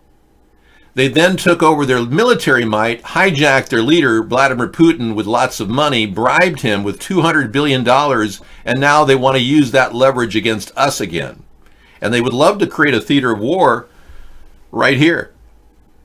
They would love for this area to be a blast of war so they could test their weapons. Controlling Trump is also part of their game because they want to disassemble the internal framework of our government and depose our leaders and put their own Russian collaborators in. Now, I argue that William Barr is working for Russia and has when he wrote that 19-page argument to not investigate Michael Flynn, who we later found out was a Russian agent. Why would William Barr be allowed to be our Attorney General after doing such a thing? So, all these questions remain. What do you want me to do now with this? Just hit restart. Or, no, yeah, restart now. That'll be good. Yeah, that'll be cool. All right, I'm just going to check on one thing, and I'll hand the show over to you.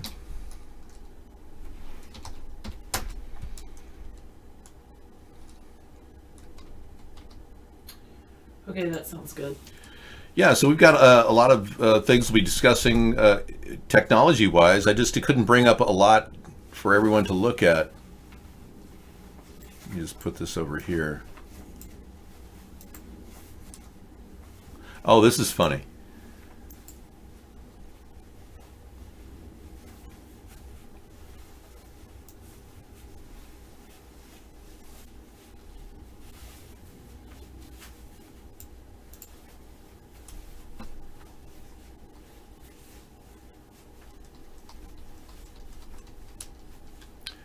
Yeah, well, unfortunately, we got a guy who's stalking us over there.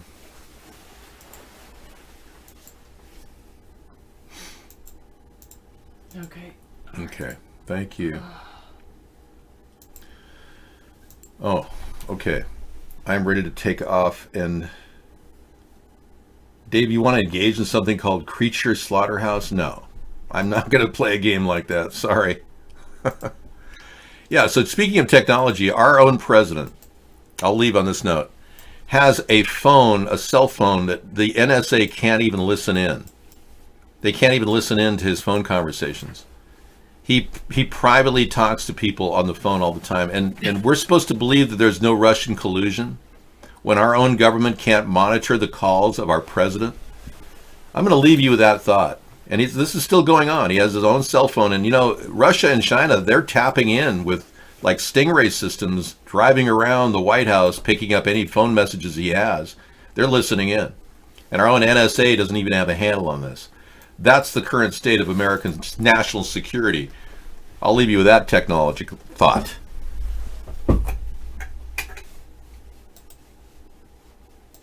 I think Hitler for prison is out of here. Okay, we'll be back. Okay, sounds good. Thank you, David. Thanks.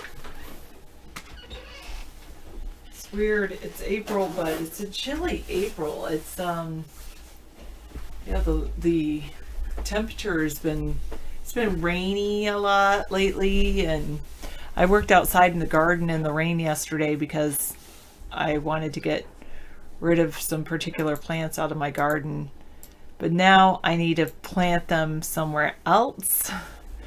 So that will be interesting, digging the holes of where I want to plant them, because I always say weeds are plants that are just growing where you don't want them to grow, but if they grew somewhere else, people would think they're just flowers. I know, April showers bring May flowers. That is true. That is true.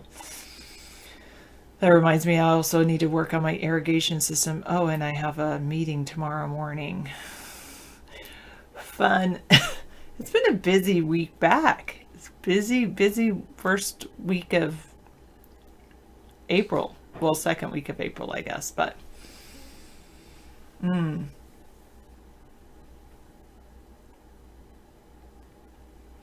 okay.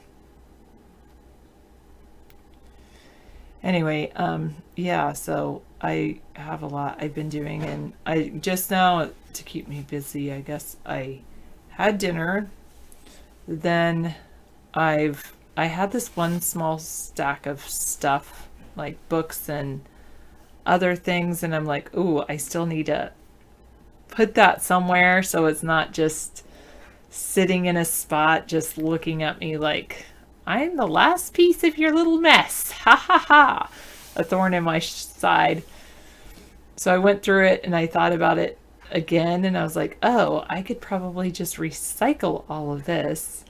And then I kept certain things saying, oh, okay, well, these I do want to research. If I within the next 2 to 3 weeks, if I go into May, that stack's I've got to recycle that too. And then yeah, and then I'm going through like this one particular book and working on it. And then there was this like journal I'm keeping. I do keep journals, so I might go through my old journals, and I have a few boxes I haven't touched, but they're mementos, and I have touched them in the last year. And in fact, one of the things I did in the last, I just did this week, it was pretty cool. I had these little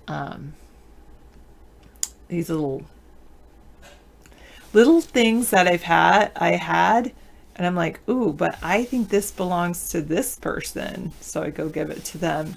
Sometimes I do it anonymously, or sometimes I do it with a note like, if you can't use it, please do throw it away. I just can't throw it away myself. One of those kinds of things. Kind of funny. Put it off on somebody else to throw away. Oh well. Oh well. You know I'm in the right. I look like I've been in the Fountain of Youth. No, I'm not going to tell you where it's located. Oh, very cool. That's good information.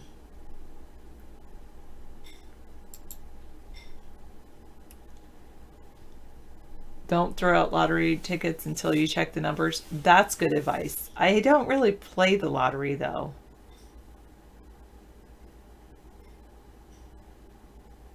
I'm sorry I don't know about the thumbnail. I'll try to smile more. Evil dance to good. Maybe that will be better. Is it like a smile? Like, yeah, or is it like a, never mind, I don't want to do all my different faces. Anyway. I like 293. Lottery is an idiocy tax. April snow brings maple syrup. Ooh, that's a good one. I am a little bit cold again. Fortunately, it's not snowing right now. I'd be very cold if it was snowing right now. I don't think I want to live in Canada. You guys get too much snow up there.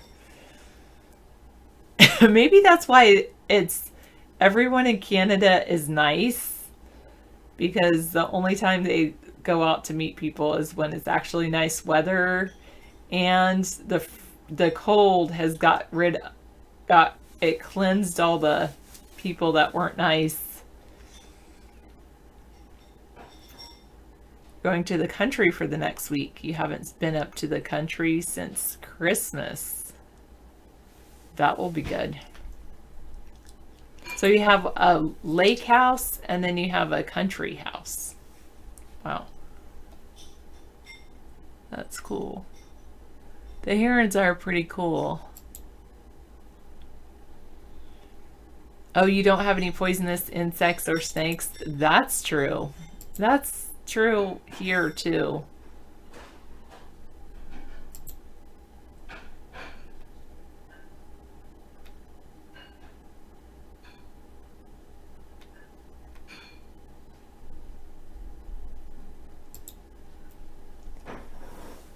Yes, I tried. At least he closed the door. Yes, I think David is eating his dinner, which he may be too. And well, you saw him make it. It's a pork salsa pasta. You have an apartment on the river and a house in the country. Wow. The house is in your brother's name. Nice.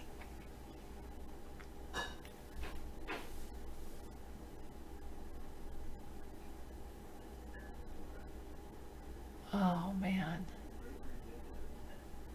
Oh, yes, she is.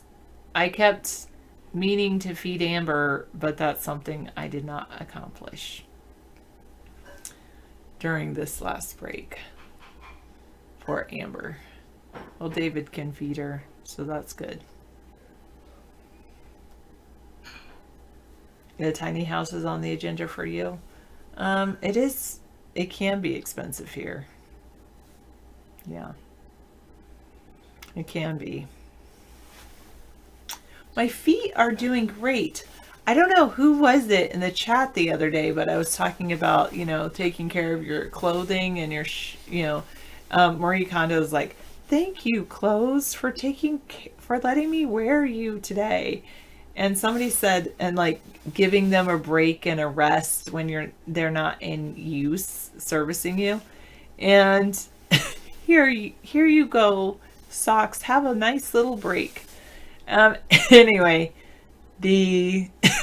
someone in the chat room said that they rotate their shoes, and that means that they don't wear the same pair of shoes every day. They wear a different pair of shoes to kind of let their shoes have a break from being on their feet all day.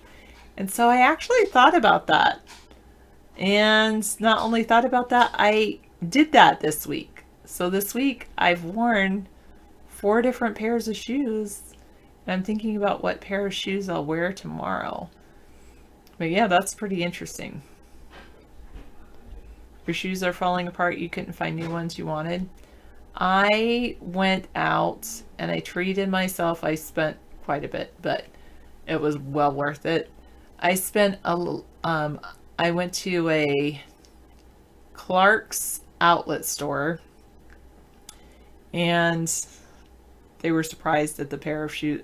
They said, "What are you looking for?" I said, "This," and what it was wearing on my feet. And I was wearing what's called unlooped and unstructured, and it was like almost so worn out that they couldn't find what size it was. It was crazy. And anyway, I tried on some different Clarks, and the lady, she was getting really sick. The salesperson was like, she was kind of like an angel, because she brought me a pair of unstructured boots, and they have this other one. She told me what to look for unstructured, and so I ended up getting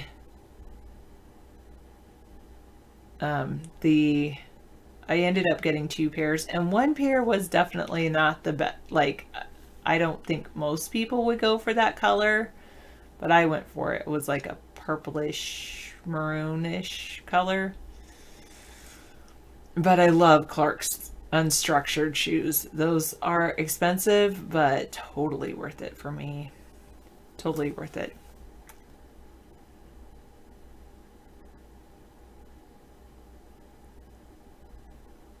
Your ex-girlfriend would massage your feet, and as she did, she said she's clearing your chest, and it did. It cleared your chest in a big way.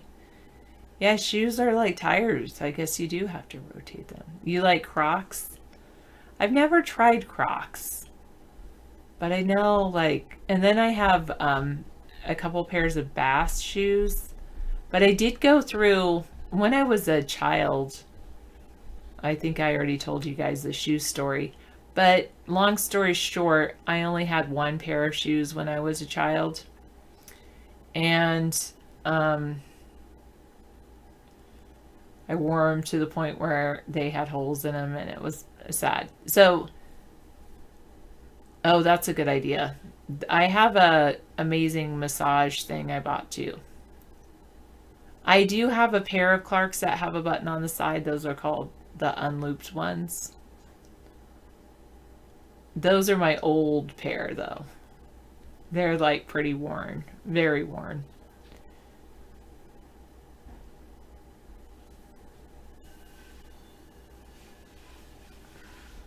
Anyway, so now that I'm an adult, I have bought more shoes than I did when I was a child. But I'm still not a shoe horse or shoe hound. Unless you go to the outlet store, Misanthropy. But you're right, my pair of shoes was pretty much close to that $90. But there was a buy one, get one free. So my second pair was not buy one, get one free, buy one, get one half off. So my second pair was pretty good.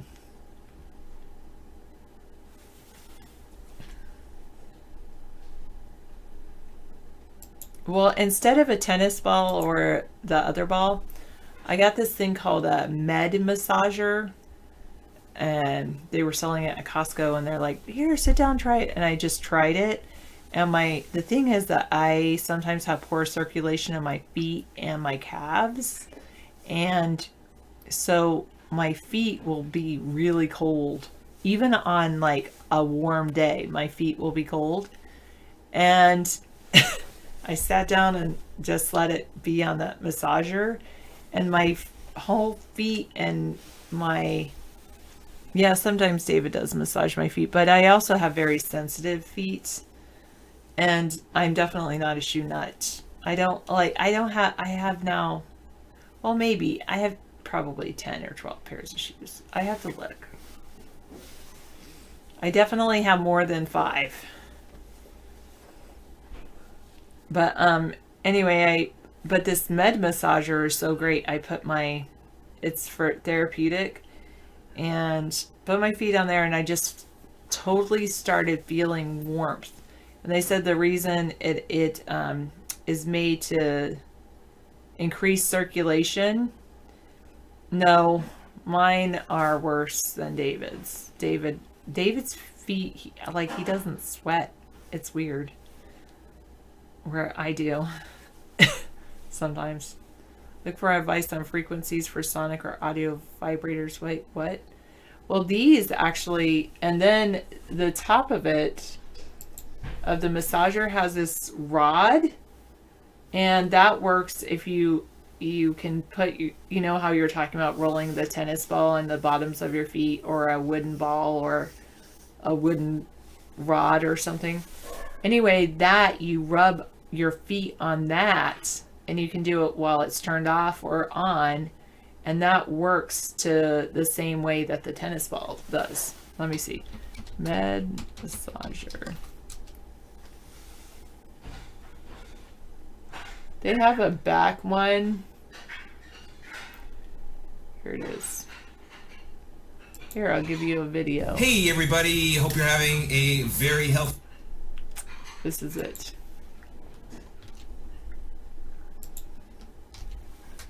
Here's a video of somebody doing that. Yeah, David does wear sandals a lot.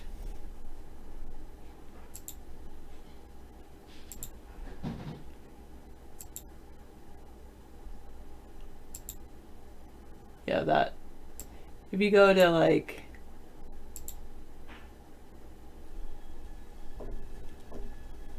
Let me mute this guy. And then I will add the source.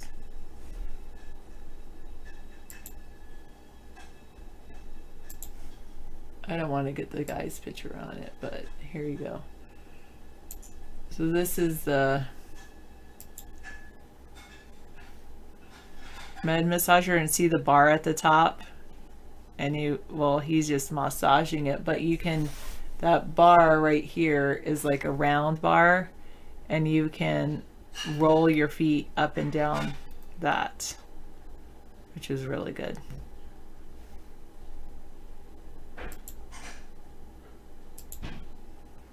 And then you can do, oh, I should do that for my, I think if this chair maybe was a little lower, there we go. Maybe I should do this, a low chair, and do that for my calves. That would be good.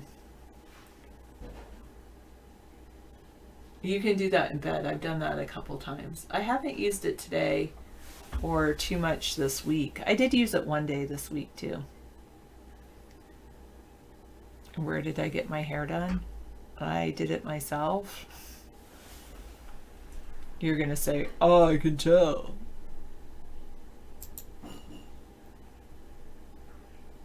Okay, good night, maxed out credits, sleep well.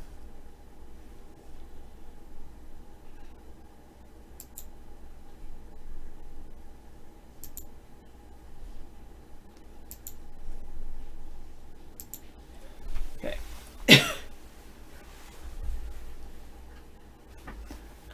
No, I don't think so. Abnormal, another brother, have you ever been banned for trolling? Maybe early. Maybe in like 2012, maybe.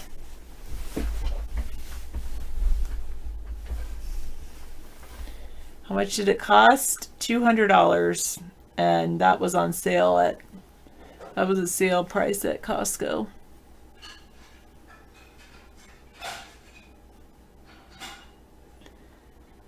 Yeah, there's a machine that had upward pointing pegs similar to the one I pointed to. It used it a few times. It numbed your feet on some occasion. Oh, it numbed your feet? Yeah.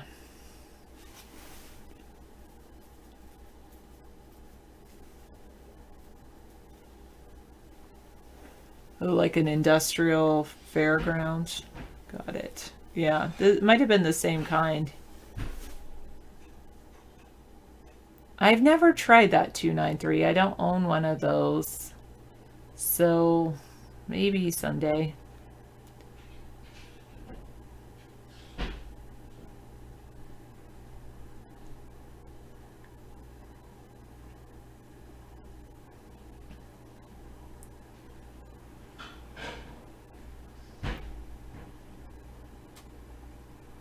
Stand on it, put your money in, and wait for your legs Oh, it was like, oh, and then you wait for your legs to go numb. Ooh, weird. I don't know if I would like that. Letting my legs go numb. This one did, like, I definitely felt my legs, maybe it did go numb. I don't know. It wasn't numb, but it was definitely, yeah, good foot relief. That's good. I think I'm going to go use that foot massager when David comes back. I'm going to use the foot massager, and I'm going to put in one of my journals, I filled it up with my writing, but I haven't put it away yet because I have all these phone numbers, and it's when I switched my phone, and I need to put them in my new phone. I did not say to introduce yourself as an incel. I told you to go up to... You don't say you're as pretty as my mom either. You say you're pretty.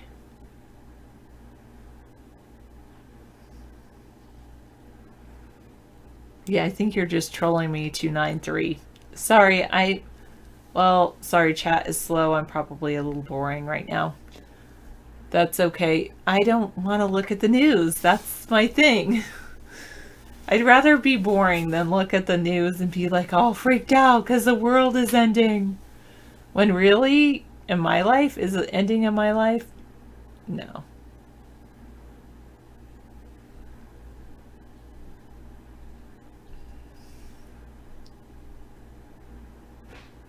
Wow. 829, wow.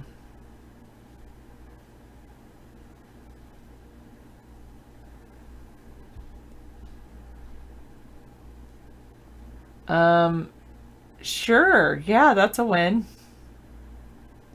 A teacher that's anti-news? Yeah. Because the news that I get, well, besides, it all depends on who I want to listen to. News that is important enough will filter in. Like the political election, all of that will filter into my life. Yes, iVlog is slow too. Sorry, Misanthropy, it's me and how I'm talking, and that slowed everything down. Wait a few minutes and David will come back in with his night owl perkiness, and that'll pick everything up.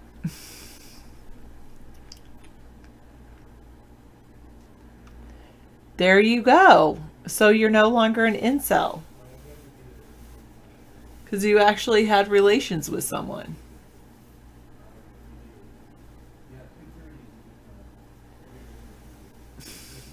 Somebody still thinks Reagan's president.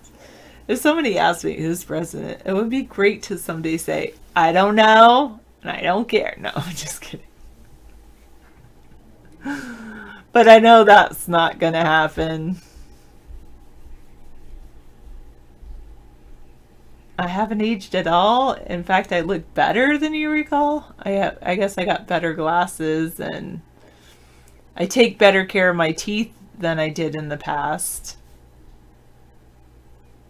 Oh, sorry. No, I shouldn't say sorry. I do that all the time, though. I used to be called Sorry Sarah because I'd always apologize, and people would say, don't apologize for something you didn't do, but I can't help it.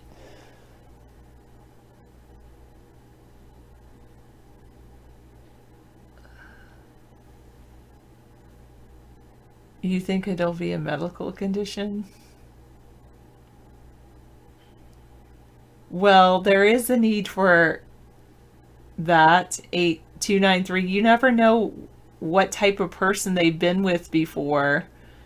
Have you ever heard of that thing where it's like handshakes, and then how many hands did that hand shake, and then what diseases you could get from shaking hands with somebody who was with somebody who had a disease? Yeah, you don't say sorry for that. It is what it is. Who cares?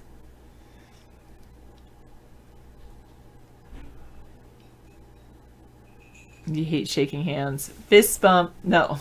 A distance high five is what I like. Distance high five. All right, there we go. Don't do that, 261. Never again. Well, you know, they've got toys for that if they want. Yeah, you hate edging doorknobs. Wow. Okay. Well, that is where there is a lot of germs. I don't blame you. Do you do the knuckle thing on the elevator buttons? Doorknobs are kind of weird. What I do on the bathroom doorknobs, if I can, is like, you know, I wash my hands and then I have the paper towel, and if there's a door to get out of the bathroom, I'll use the paper towel to open the doorknob to get out of the bathroom. Wash my hands before I go to the bathroom.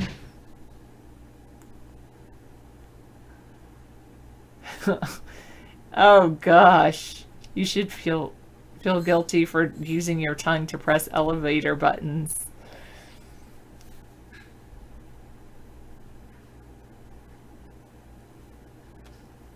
You would call the taxi before you started, so then you're on the clock.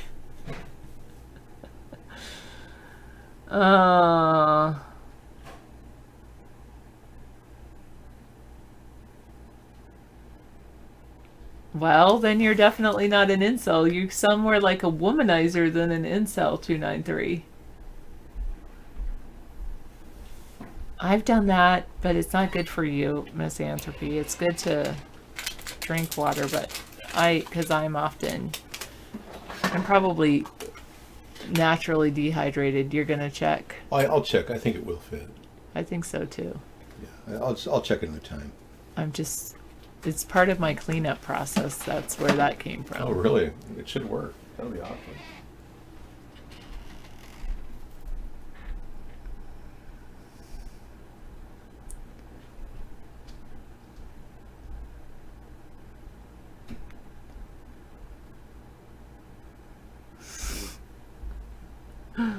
You feel like you're dying? Maybe it's because you're not drinking enough water. Is there a way to block users on here? Let's see. Yes, you can click on somebody's name and then and then you can ignore them. And if you ignore them, then you won't see what they post. And you don't have to be a mod to do that. You can ignore anybody. So pretty soon, the only person that you'll see is yourself. Yeah, click on somebody, or you can go /ignore and then space and then their name.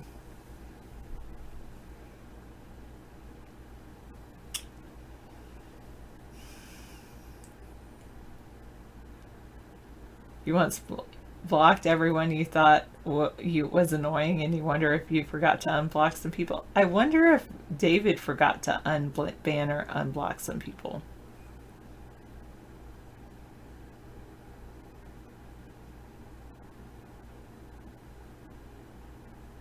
What does that even mean, 829? Like...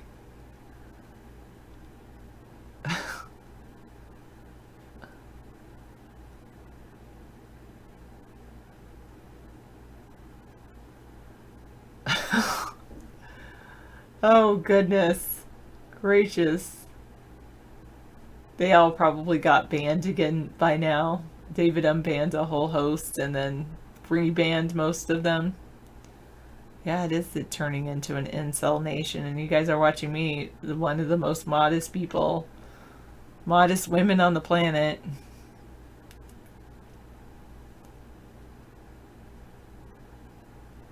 What was your cure?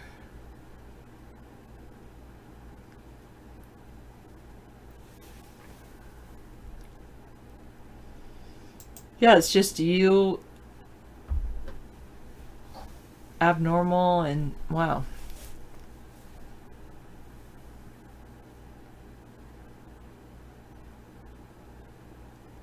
Oh, you're gonna have to look up the term incel. If you don't find out, it means involuntary celibate. That's what incel means. Somebody who's celibate but doesn't really want to be celibate. They want to get in on some action, but so that's why they're involuntary celibate.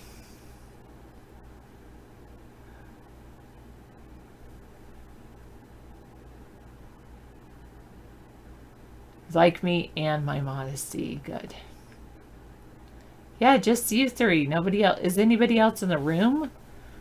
Did everybody else go to bed? Maybe they took my advice and all went to sleep. No. Baby girl, green eyes, are you still here? Chat room celebrity, are you here? Clicked up, are you here?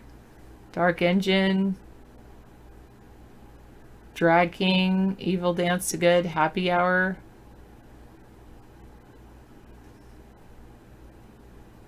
Four names. Were these all people that came in? Johnny Sacco, McDundee. Oh, chat room celebrity is there. Okay.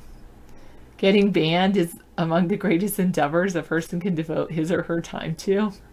Achieving. Oh, hey, Dark Engine. Thanks. I just didn't know if anyone else was watching.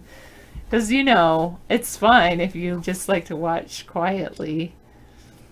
I'm going to say a hi to everybody else. Hi, McDundee, if you're here. Man Mountain 82, Meta Nemesis, Mindy, Misanthropy, Porker, Reptoid, Rex, Sarah D was here earlier. Stealth Mode, Super Saver Dave keeps coming in. Wow. I missed your question. Sarah, am I an incel if I will never meet another woman I can love? Well, the question is, are you an incel? No, because are you choosing to be celibate? I would say that an incel is someone who has an extreme difficult time meeting most women or men.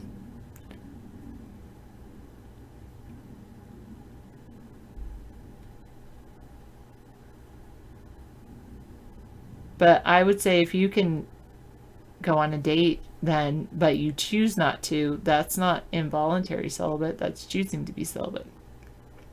Hello, Swinging and the Still Report and Taking Time Bags.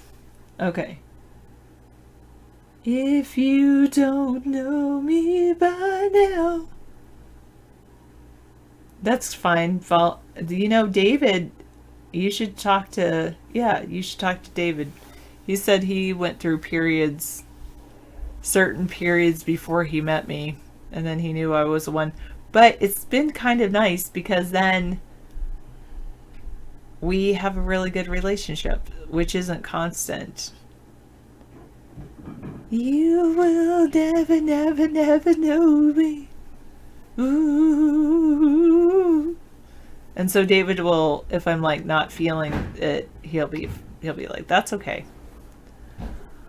A score. We've been together a score. Well, I have family that lives in Texas, and I like them. Well, some of them.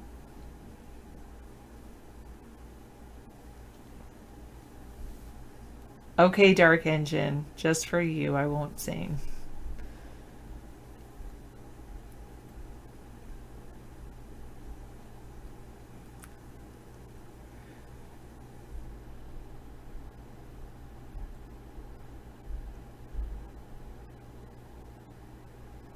Most people don't know what I'm thinking. All right.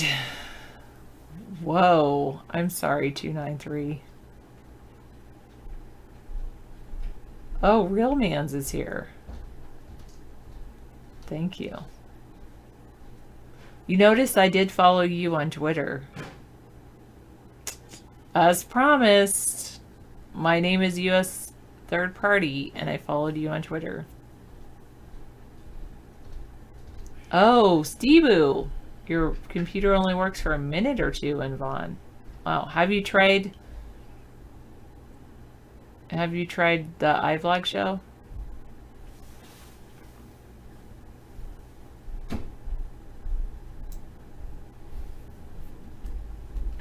Hey, thanks for the webcam cover.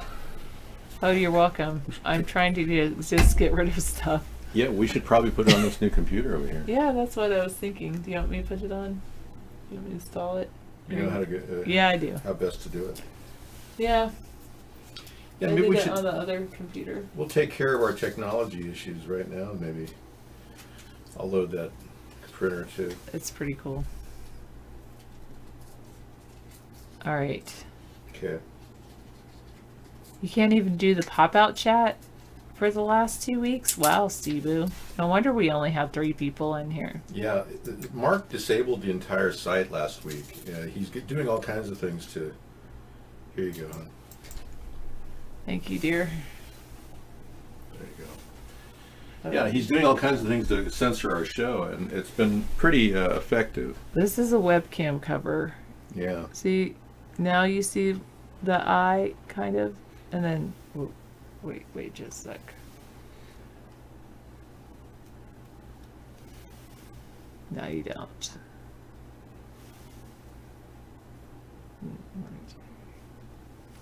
Now you see it? No, you don't. Yeah. Cool. It's cool. A black piece of electrical tape is a webcam. As Well, but this one's Webcam better cover. because you can open it when you want to see it. Right. Yeah. Okay. I'll Okay, let so you do where that. do you want it? Like, Well, where's the microphones? Yeah. Is there a mic at the front there that would cover? I think I'm gonna do it. Should I do it upside down? Let me see. Is there a microphone there over it? I don't know. There is one. There's 2 things, so. Yeah, it's a dual microphone. Maybe we can't put a webcam cover over it. Wait, let me see. Huh. What if it's like that? Yeah. Everyone's commenting about my hair, but whenever it drops a little bit right here, they say, "Oh, Dave, you've got a bald spot." Yeah, well, that's called a receding hairline. All right, I'm gonna do it that way. Okay.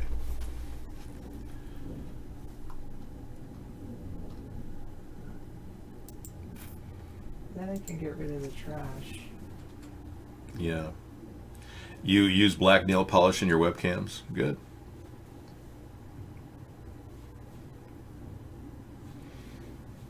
You are the only one, you know, the tapes that the cameras on their phone, people, they like taking pictures of themselves so much that they are fine with it.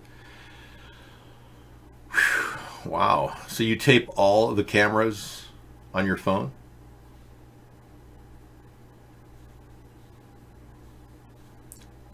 So in other words, when people call you or come to you, you use an app that records them right onto your phone?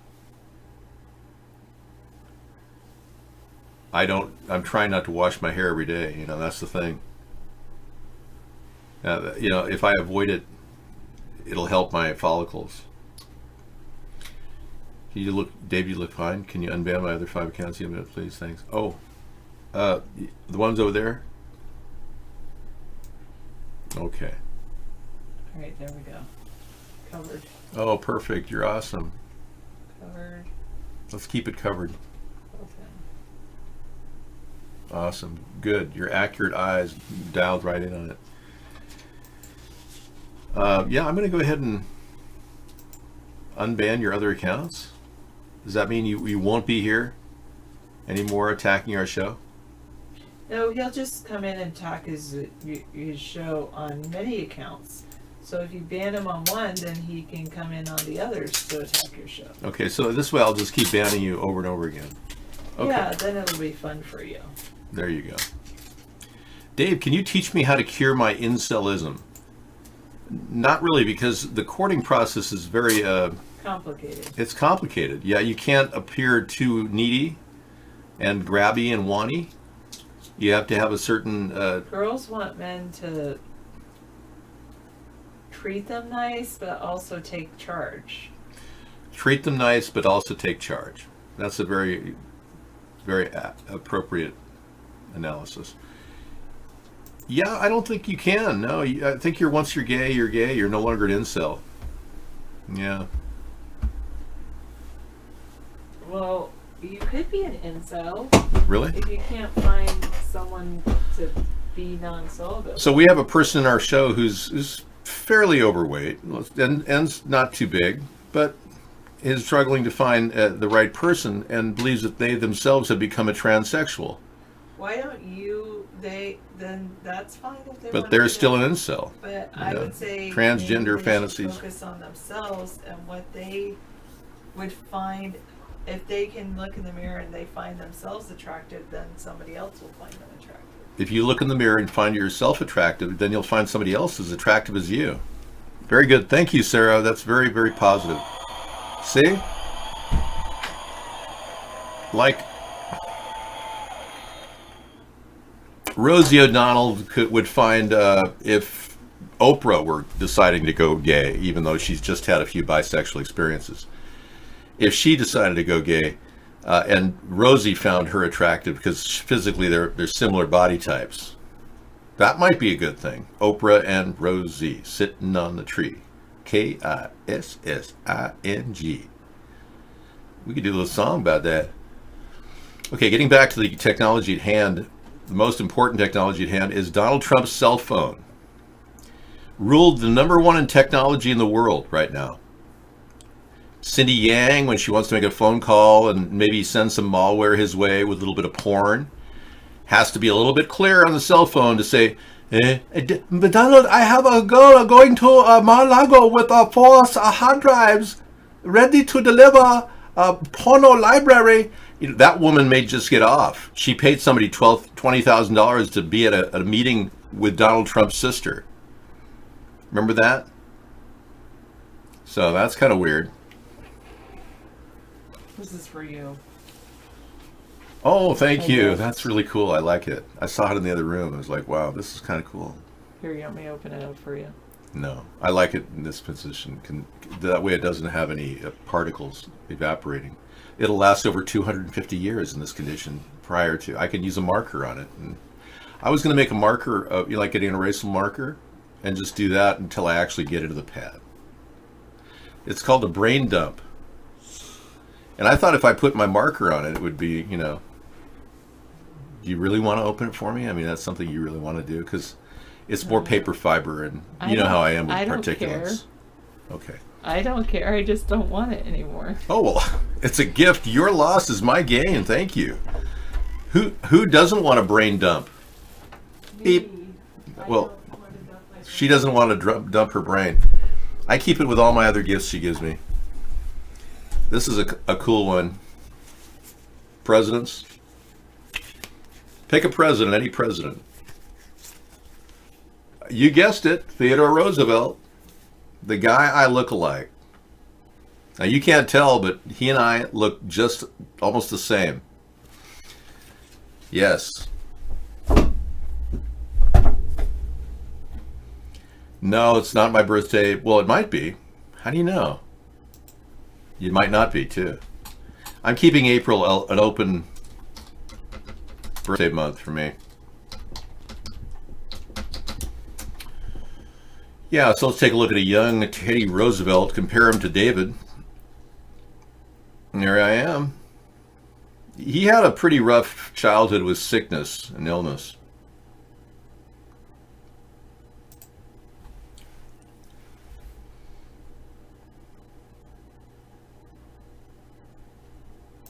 I think this looks the most like me.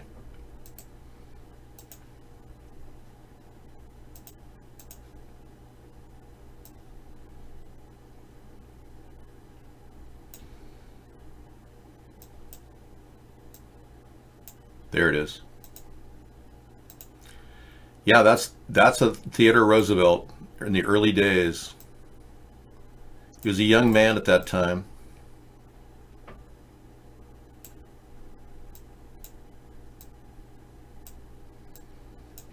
You can see the similarities in our face. So somebody said I should wear a mustache. It'd be really kind of a cool thing to do. I thought about that, but I hate facial hair. It's almost uncanny how I can look like him.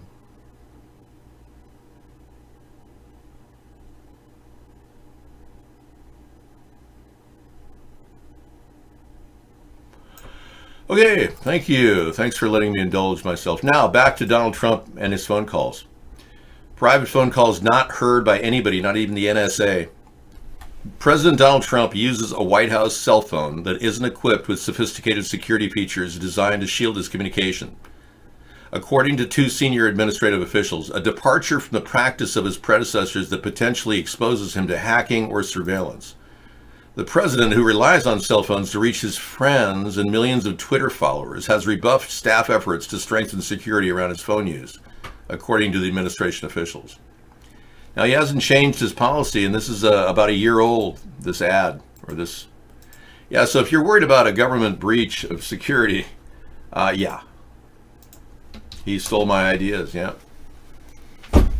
I'm not time traveling, no, you mind, I just hung out here on this planet right now during this time period. Yeah, I prefer hanging out here. This is my chosen time period in which time travelers visit. Hello, welcome to the show. This is our enemy, not the horse that killed the guy that created it, the sculpture that created it. This is the horse that is at the Denver airport, but our enemy is representative of this New World Order. This organization that seized control over our government apparatus while we, the American Goyim and common people, just sat around and went, huh? So they hired the flip-flopper, a guy who will say anything to get money, who continually takes in money left and right from Russian oligarchs just to finance his position in America. Now, why do I believe that? Because we still don't have access to his tax returns. When Donald Trump shows his tax returns, my mind will be put at rest. I won't have to actually worry about all the people that have been donating money to him. Russians, Germans, Ashkenazis. Rebecca Mercer, donor, Make America #1 PAC, executive committee member, Trump Presidential Transition Team, Ashkenazi Jew. Robert Mercer, donor, Make America #1 PAC, Ashkenazi Jew. Amanda Miller, Vice President of Marketing, the Trump Organization, Ashkenazi Jew. Eli Miller, Chief Operating Officer, Donald J. Trump for President, Ashkenazi Jew. Eli's coming.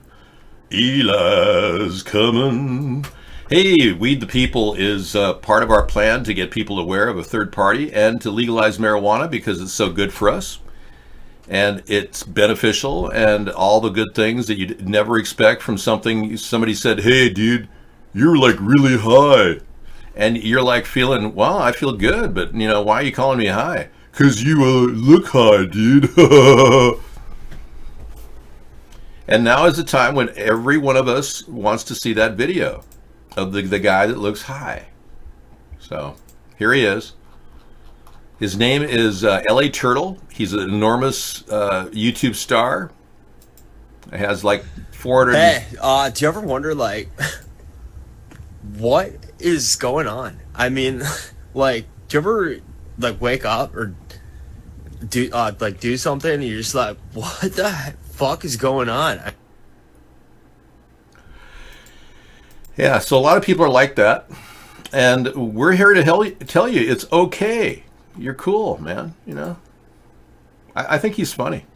I think he's got his own style of humor and he's got a niche on the internet. Yeah. Unfortunately, if he took a stand on something and supported like a third party, his entire account would be taken down and he'd be banned from YouTube. No, I'm not. It's not an estranged son at all. Let me check that CBS link you're sending me. Okay, we've done some deep work, detailed work, if you're wondering what we're all about. Apparently, Alex Jones got back on YouTube after they put that fake banning event to make him look legitimate. One YouTuber named Logan Paul. Oh, okay. He had a 2-hour podcast with Logan Paul uploaded to one of Paul's YouTube videos. He's calling himself the most banned person of the 21st century, Paul said as he introduced Jones on his show. Far from it. I'm the most banned person in the entire world. I'm the most censored person in the world.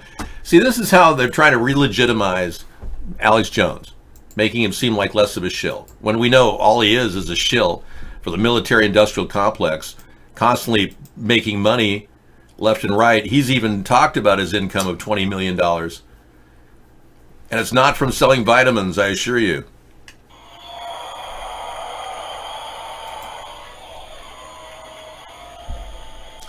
Here's a good question from an iVlogger. Guest 718 says, Dave, has any past president lied as much as Trump right to our faces and his supporters still support him? No. Never in history have people been so fluoridated and dumbed down than they are today. So no, it just so happens a pathological liar like Donald Trump put in front of an audience of people that are like, huh?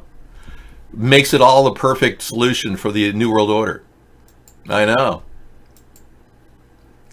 And that's why it's a perfect venue for like a Hitlerian style takeover of a country. The problem is, for these people, I'm way ahead of them. Donald had to take my ideas to get noticed in his own party. I'm way ahead of him worldwide, too. The people that talk about me is growing. And that's why this station is almost holding them back. Vaughn is keeping them at bay. It seems like people are really interested in seeing a third party. In fact, 57% of the people polled in a Gallup poll want a third party. So here's a third party, and voila, we're gone, you know? We're being kept out of existence, censored. Total collusion is in force, and they're treating us like a bunch of idiots. Now, I would love to get the people of Venezuela food aid, a solution to get people food immediately, where we can drop it right over the border while we fly over Colombia's border with their permission, where we wouldn't be violating their airspace, would just be kind of dumping some packages in there so that people can eat. And yes, it would help people aggregate toward their border, but in no way do I want to draw them to the border. I want to help the people of Venezuela, and I understand Maduro's problem of not being sure that anything entering his country is safe. He's really got a challenge because he's being literally attacked with an economic hit by the New World Order. The Zionists that run our country are pushing a takeover of Venezuela and a veritable hostile replacement by a guy that looks like Barack Obama, Guaido. I mean, it's ridiculous. Guaido is almost like carbon copy of Barack Obama. Guaido.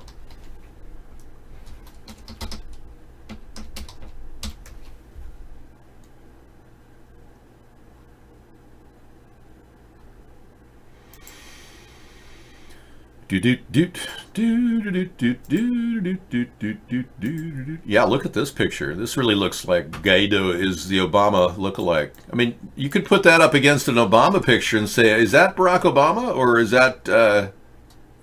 Guaido? I don't know. Well, let's be clear. So does Fox News, but don't have this side of the world repeat it over and over. They will ask you a question and answer it. Right. Is basically presenting a point counterpoint and questions that only they can answer. Mr. Zag. Hey, it's Mr. Zed, the robotic comic, 1993. Wow. Where did you pull this file up? Boy, that brings back memories. Not. Beep. This is pretty funny for a sci-fi Thursday here. Yeah, sir. Hello, I'm Zed, prototype of the ZX line and the future of stand-up comedy. This guy's awesome. Really cool. That's cool. Hey, I'll play that tonight. Awesome. Mr. Zed. That is a rarity, Drag King. Yeah, a.k.a. Ann and whatever else your name is. Watching the news gives you a headache. You know they're full of shit. Well, you watch shit and you'll get a headache too.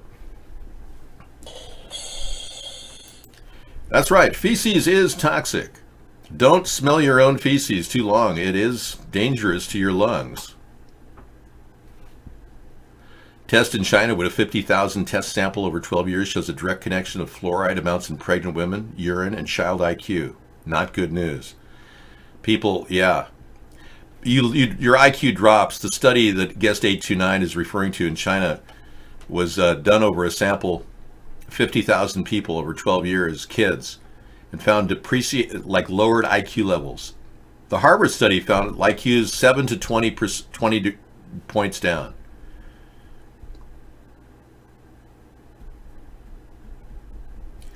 Dave, since the 1960s, BPA has been used to dumb down a couple of generations along with fluoridated water supplied in both plastic bottles. Oh yeah, thanks, Guest 718. You're right. Well, these aren't plastic bottles. These are made out of concentrated phlegm.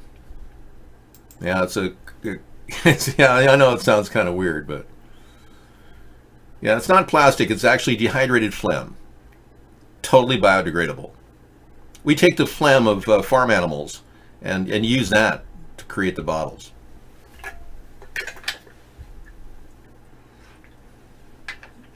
That's right. Cows are a big source of phlegm. What I'd like to see is some sort of a lignin and possibly a plastic alternative like hemp. You know, Henry Ford was an amazing guy. He created a hemp car. Yeah, Henry Ford happened to be a Nazi supporter, as you know. I'm not quoting him because of that. But Ford had a great revolutionary idea that didn't jive with Randolph Hearst and his lumber industry. Or the companies that made metallic cars like the steel industry. They didn't like this.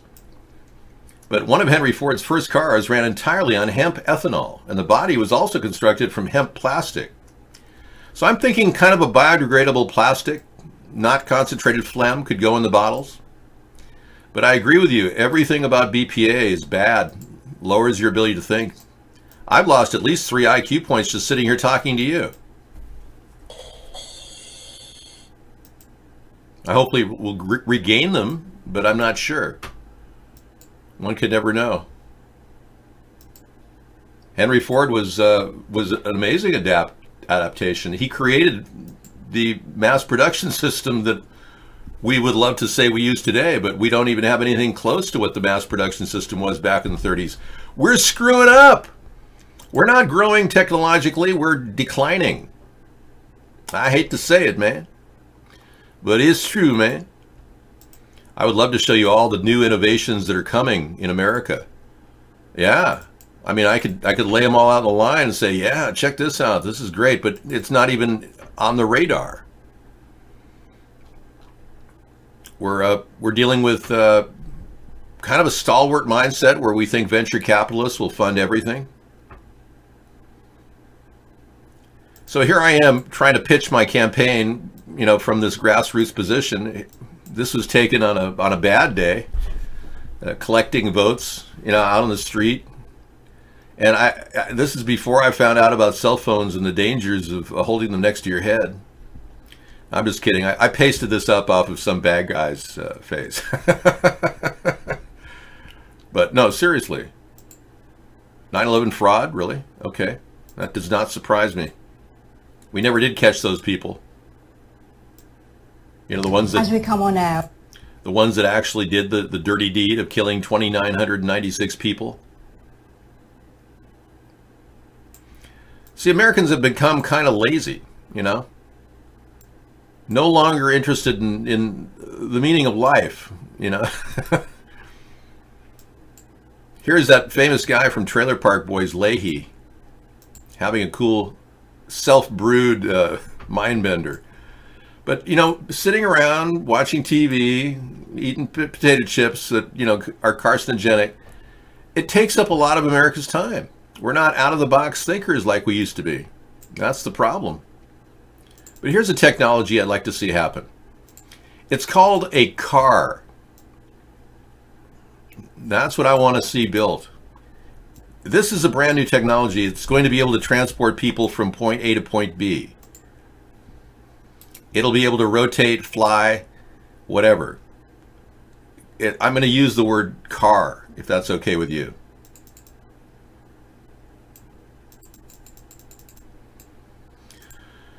I'm kidding. But what I'd like to see is a vehicle that could get 50 to 100 miles per gallon. I'm shooting for 100 miles per gallon. And cost under $15,000. Or let's just say $15,000. Seat four passengers. and go 0 to 60 in 7 seconds flat. Yeah. No, less than $15,000. Worldwide, this thing we call a car could take off and become an amazing output for America. Now, if only we had people in our country that could make things called cars, like Henry Ford did. But we're losing General Motors. They have no more passenger cars on the line at all. I mean, people want to get good mileage, but oh no, General Motors, they're not interested in high mileage cars anymore. They're strictly moving toward the SUV and the truck market. Okay. All right, they must know something I don't. Even Ford is making that big move.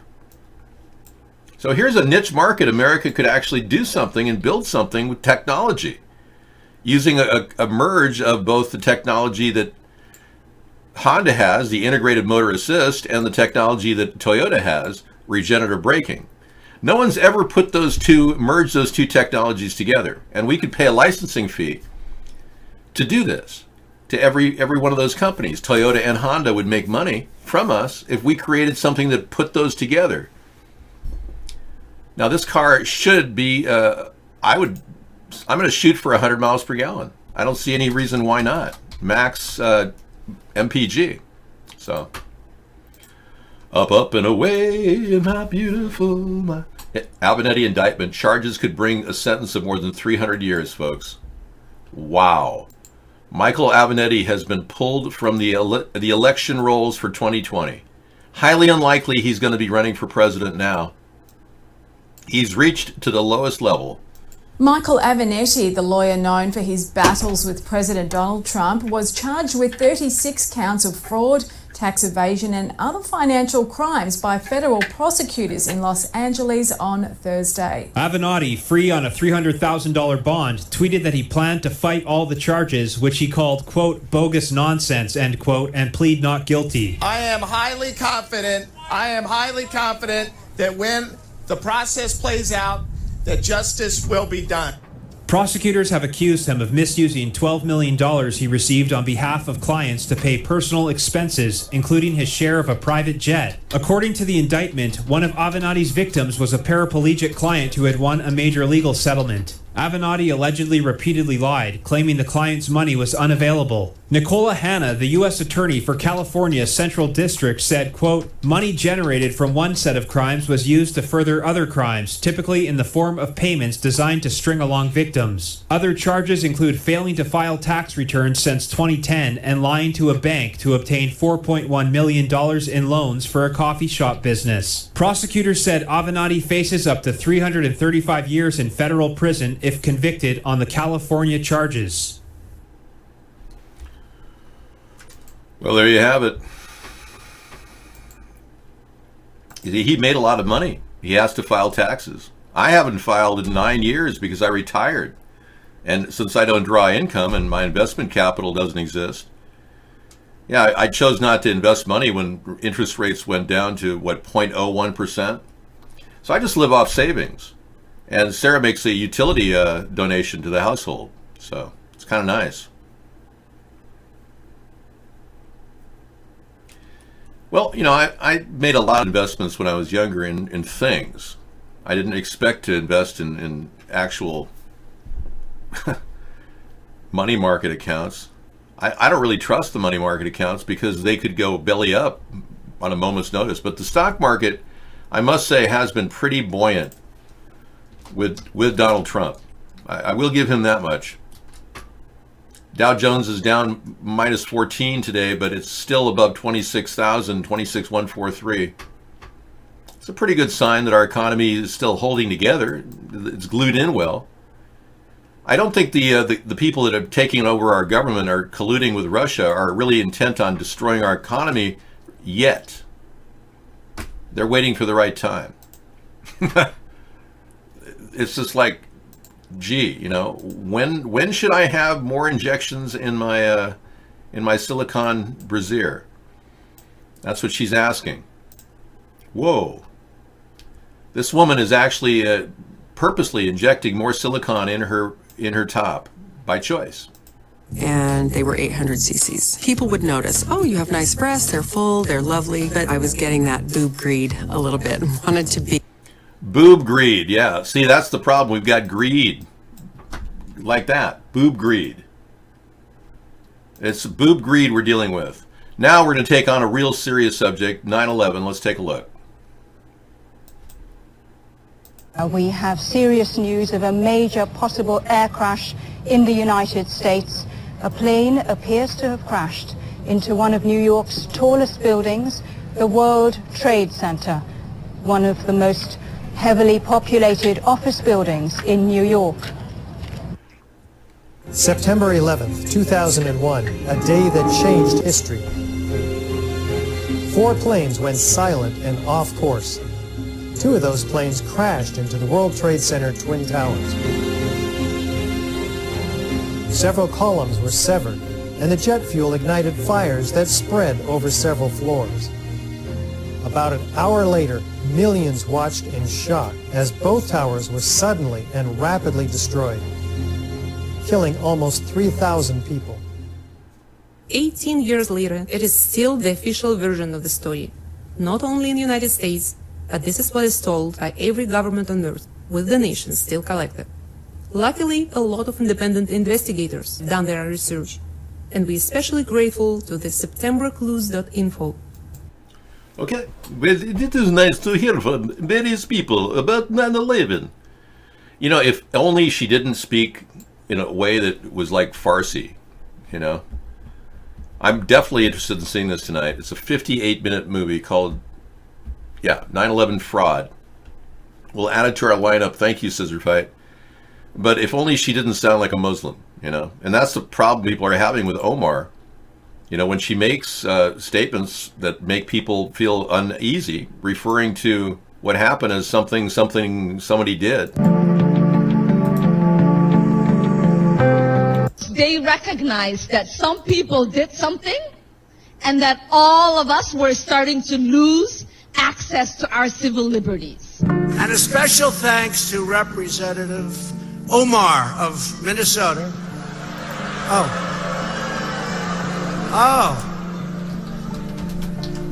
Oh, I forgot. She doesn't like Israel, I forgot. We finally have a leader, a world leader in the White House who publicly says Islam hates us, who fuels hate against Muslims, who think it is okay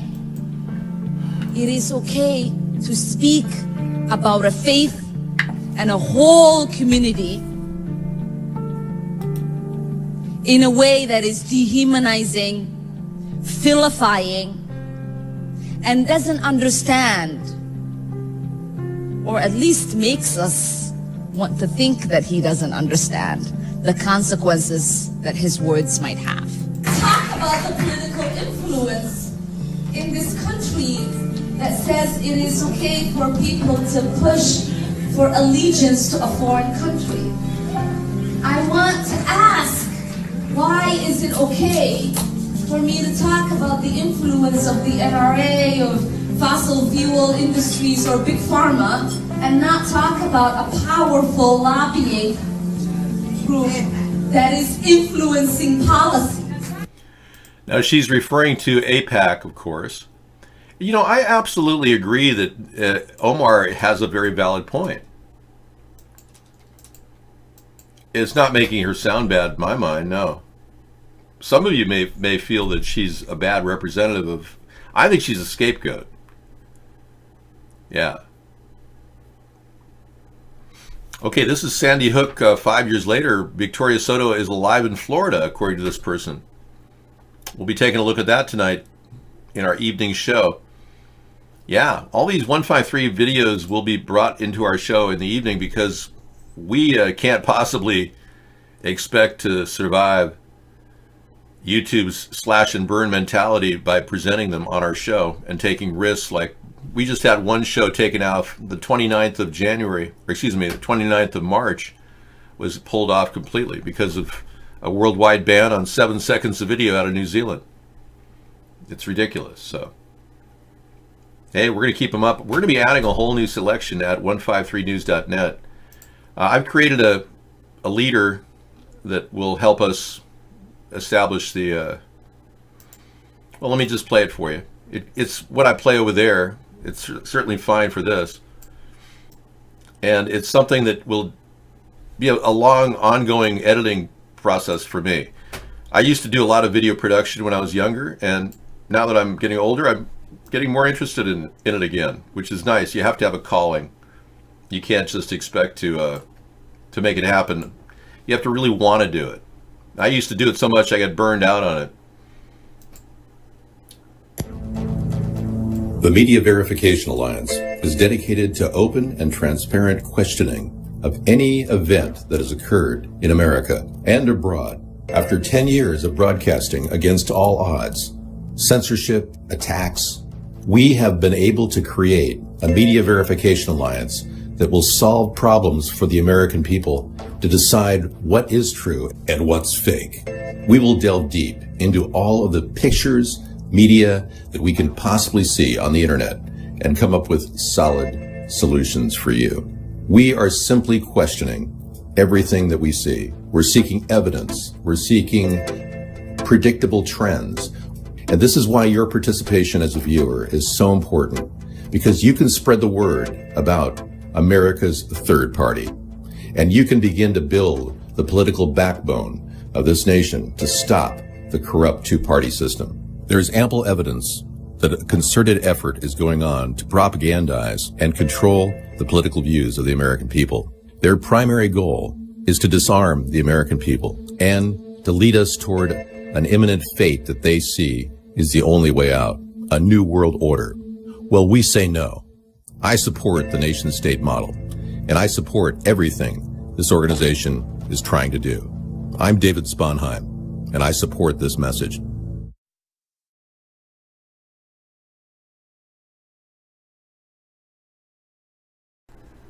And I'm not David Bowie. I'm not David Bowie. And David Bowie could be alive, though. It's possible. Yeah, it's been working our way up to this level for 10 years. It's almost a frenetic arrival of information gathering. As you know, I've been constantly bringing in links, and everything's been going into files. Pictures have been stuck in places that I can't even find them anymore. So I have to literally go through my library of videos and relabel and piece them together and start to reassemble the story that we've been tracking for the past few years. In 10 years, we've seen unbelievable amounts of terrorist attacks without very little confirmation, or with very little confirmation, I should say. I'm looking for something. We've seen fakery like this moon liftoff that just doesn't add up. Pitch over. Here you have. Engine arm is S. Okay, I'm going to get the pro. 99, proceeded. 3, 2, 1. Ignition. Right away, Houston. Vector grid. Ag thought.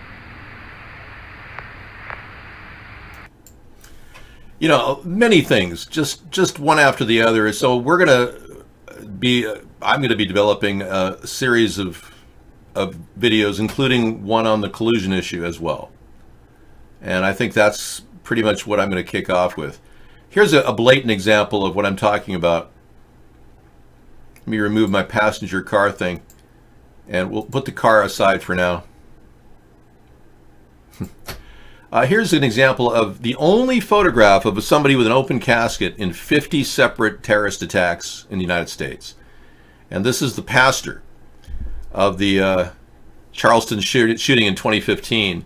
And you can clearly see his ear is like a half-inch lower, and his face everything is not right. It's clearly a wax dummy.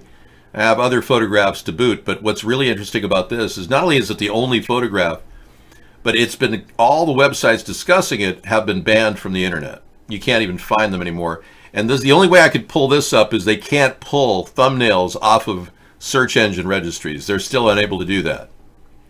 Thumbnails linger for years after something has been taken off. Archive.org takes snapshots of the internet. They would be the only other source for any information on this case. So why are they getting rid of it? It's a clear sign of trickery, a desire to cover up something, kind of like the New Zealand fakery that happened. They just wanted to get rid of that entire tape that revealed what apparently was 3 or 4 pieces of evidence of fakery. Gun shell casings that didn't land, that looked CGI'd. A magazine that was laying down when he entered the building. Why would a magazine for his gun be laying down in the entrance of the building as he's walking in? Clearly it was a rehearsed event.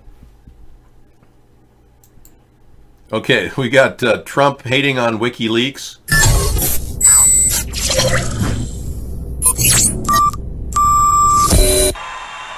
Hillary had no defense for her secret speeches to Wall Street and international banks that she hid from the public and which were exposed by WikiLeaks.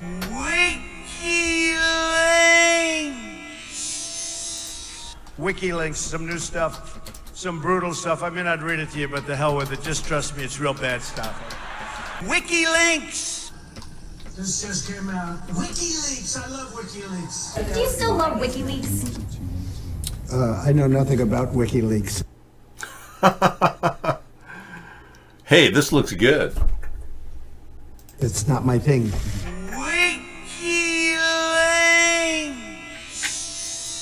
Do you still love WikiLeaks? I love WikiLeaks. I know nothing about WikiLeaks. It's not my thing.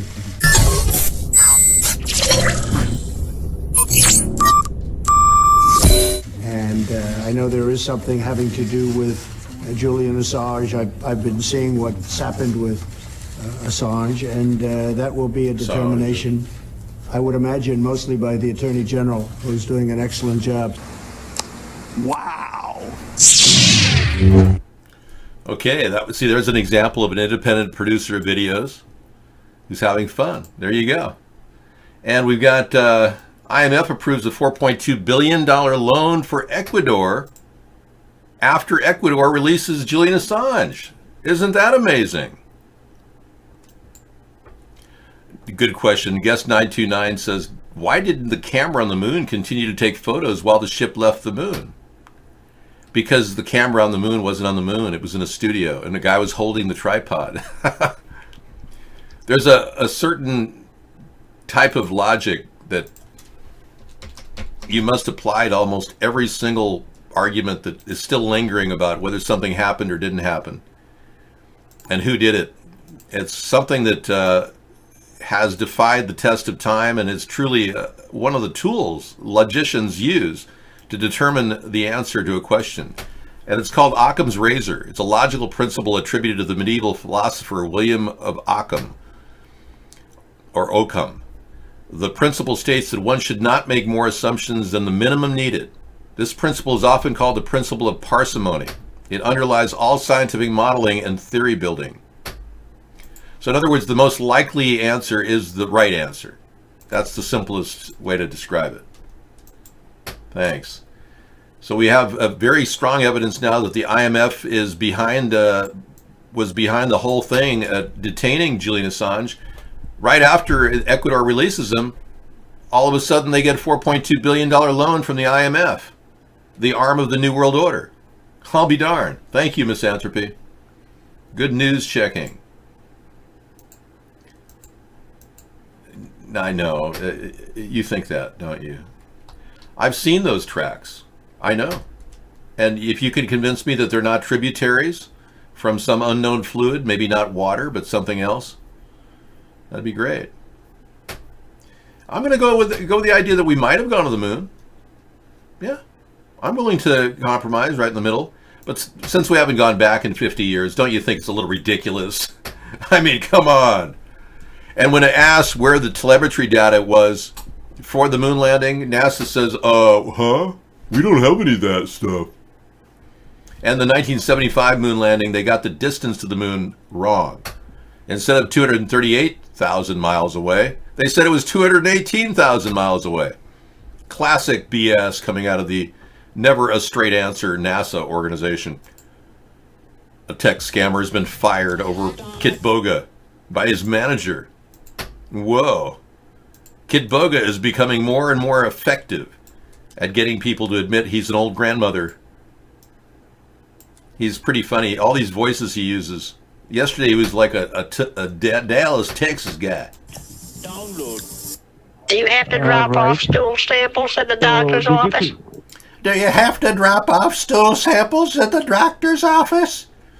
And he's not even using a voice as flexible as mine. He's using a voice synthesizer. Obviously, I'm not. Never pee into the wind. That's an old Chinese proverb. Confucius say, never pee into the wind. Do not fart in a spacesuit. Good point. So you believe the aliens told us to bugger off to the moon and just stay off for no uncertain? Do you think the aliens are mining the moon and the moon is completely hollow? Or do you believe that, well, I know some of you flat earthers believe the moon is a projection on a scrim, but don't get explosive diarrhea in a spacesuit. That's a very good point. Or don't drink out of the Ganges River where people drop their dead bodies and defecate.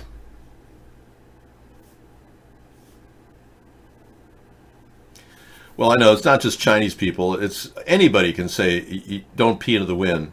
It's not just a Chinese proverb. I don't mean to imply this is a national issue. It's a urinational issue. Urine nation. It's a urination issue. David, 500 million people drink out of the Ganges. I know, and we're trying to get cleaner water for these people. There are point-of-use filtration systems that are easily transportable. And ironically, they sell them on eBay. Yeah, there's a whole market for point-of-use filtration. Straws.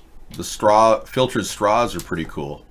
Of course, they'd be illegal in Portland and some areas of Santa Barbara. Okay, filtered straws. Right. Check this out.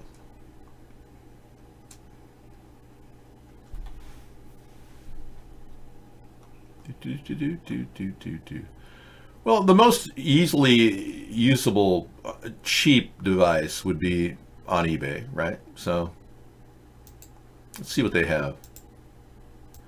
eBay is one of my technology hubs. When I look I use Amazon and eBay, but eBay sometimes has more of some people just sell things that are, hardly used and you get a really good deal on them.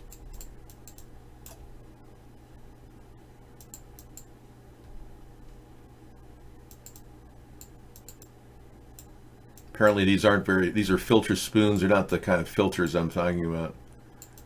I think I should add the word carbon filter in it. Research. Carbon filter straws. Yeah, Amazon's kind of corporate. Oh, 3 sippy carbon filters and 3 straws for water bottle and cap. Huh, $5. There you go. Okay, so here you go. For $5, you can't really see it in the light, but here's a brightener for you. For $5, you get these attachments that go right onto a straw. And what they are little solid carbon filter blocks. Everybody in India should have one of these to go drink out of the Ganges with. If they have water from the Ganges, they could boil it to get rid of Giardia.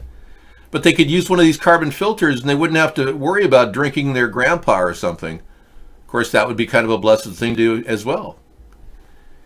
In the Ganges, they're thinking of installing these turtles that eat human flesh because people put their bodies, their loved ones out there. It'd be a lot safer for the turtles to live there. Just an idea. Hey, here's an amazing picture of a black hole that's been debunked. They ran a filter through it. They found out after running an AI image enhancer, it's just some guy holding his fingers in this position. So somebody at NASA decided to make a picture and call it a black hole, and it was just some guy holding his fingers in the downward position. And I believe that's the image for the evildoer, Satan. Yes. Who will face Trump in 2020? I will. The Democrats will realize that they have to choose me over everyone else because I have a spotless record and am the only guy who can go head to head with somebody for being different. Obviously, Beto, in a hit and run thing where he tried to run over children and writing about wanting to murder children, can't help his career very much. Yeah, I believe the Democrats should choose me. And the blackface video, I think, will go viral against Trump. They'll love it. The right-wingers will go, wow, this guy had enough balls to do a blackface video? Hell, I'm voting for him. Trump stole all his ideas? And he can prove it? Holy moly, we got to vote for him. So we'll get the Democrats and the Republicans voting for you-know-who, me. All I need is 1 second of media time in the mainstream media. I've been censored for 10 years. I am doing a whiteface video right now. Why do you always talk about the blackface? Because it is a big part of what we do. Yeah, you people in the Democratic Party are afraid to speak out with your freedom of speech. You're losing the American people's vote because you want everyone to conform. And you're trying to put us all into, pigeonhole us into categories like we're supposed to be politically correct all the time. And you Democrats are losing the vast majority of Americans. The vast majority of Americans don't support LGBTQ, in case you Democrats didn't know. But we don't want discrimination against people who are gay, bi, transgender, queer, whatever. So I think the Democrats have gone too far to the left, and that's why they need a centrist to take on Trump, and I'm the guy. Especially when we lay it all out that he's taken my ideas. I'd have more than enough movement and momentum to show all the lies that Trump has been engaging in. Plus, bring out the Russian collusion issue. I led on this issue. Now the Democrats are dropping it like a lead balloon. I'm still leading on this issue. Oh, I'm going to be doing an amazing video describing the collusion. I haven't even begun the next step. We've got Zionists like Biden trying to dominate the Democratic Party. And of course, Trump is a Zionist too. If I were a Jew, I'd be a Zionist. I am a Zionist. You don't have to be a Jew to be a Zionist. Two-faced to the core. I want to know about the film with Ashley. He kept telling this 13-year-old girl how horny he was standing next to her. And then he said to ask Ashley about the film. Yeah. I don't know if it's 15 minutes or not. Pizza Party in Space. Introducing the next dimension. Beep.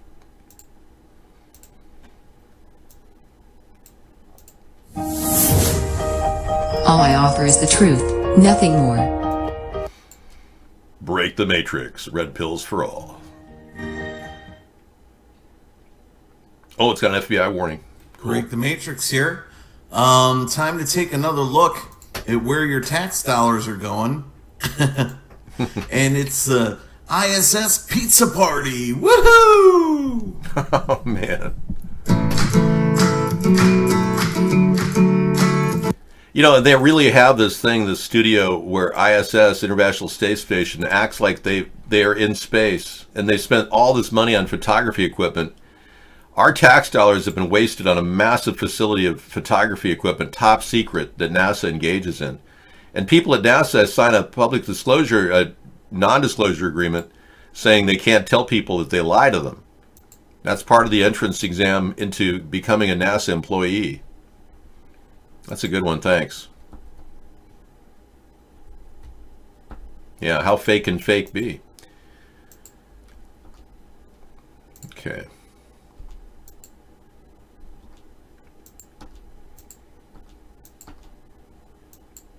Sometimes I have to clear the slate a little bit.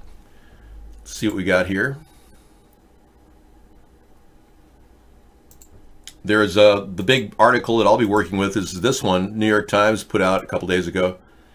Some on Mueller's team say that Barr was more damaging than Barr, that the report was more damaging than Barr revealed. Yeah. Which is, why would this man who was installed by Donald Trump, who wrote a letter in defense of Michael Flynn before we found out Michael Flynn was working for Russia, how would he not recuse himself as Attorney General? How can he make these decisions? So the whole process has to go back about 6 months and find out why Donald Trump has been allowed to install his own pigeon to stick the right answer in front of our face, saying in four-page document that there was no obstruction. That's ridiculous.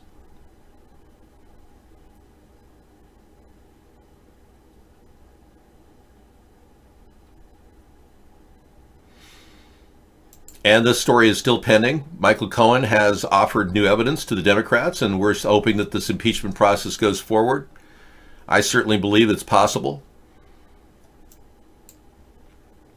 Absolutely.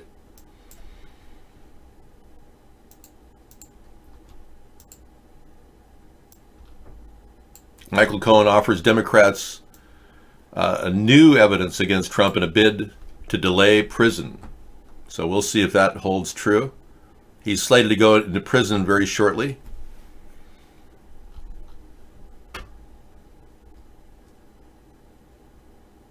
And this big story, Trump has hired a team of lawyers to stop anyone from getting his tax returns.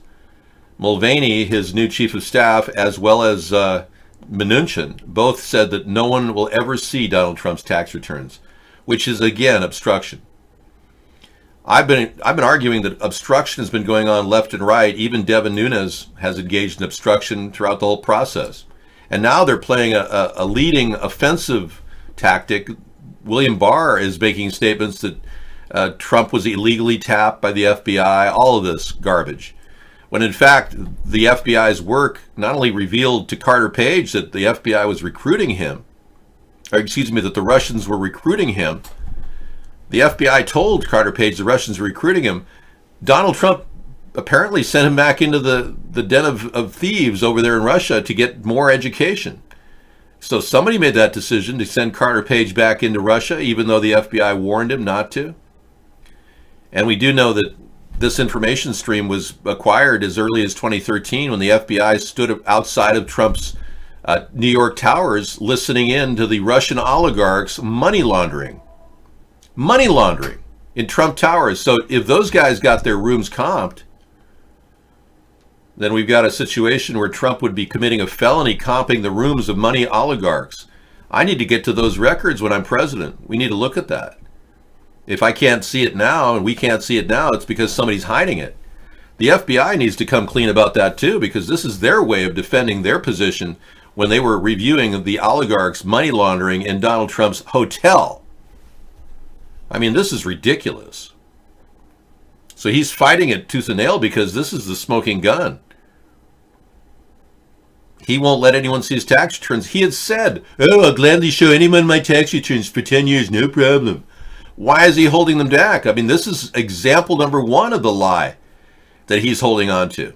Something in those tax returns would reveal the Russian oligarchs funneling money into his hands. Probably the sale of his real estate at double the value, which is an example of money laundering. This guy's hilarious. Everyone loves seeing this guy. Hold on. Okay, go. What a tremendous day we're having here. Okay, hold on. Okay, do it again. We'll do it again. Go ahead. No, hold on. We're going to do it right. Just go like this when you're ready. What a tremendous day here. The Long Island Railroad is screwing up this job. It's a horrible job. I have hired my good friend John Valente and his great wife Rosie. They're tremendous people. And I'm going to tell you right now, we have to come in and do this job on time and under budget. We're going to go with Oliveria, or is it Oliverio? They're good people. They're Italian, but they're good. Or are they Portuguese? I don't know. But they're tremendous people, and we are going to get this job done, and done the right way. We are hiring many more pork chops because we love them. They're tremendous people. And we are going to do a great job here, Rosie. I'm going to tell you, your husband is a tremendous attribute to this job, and we are going to get this job done the right way, the union way, and it's going to be a tremendous job. He's a great carpenter. He really is. I eat lunch with carpenters. Thank you so much, even the evil media, for coming. Guy's great. He really should have his own act.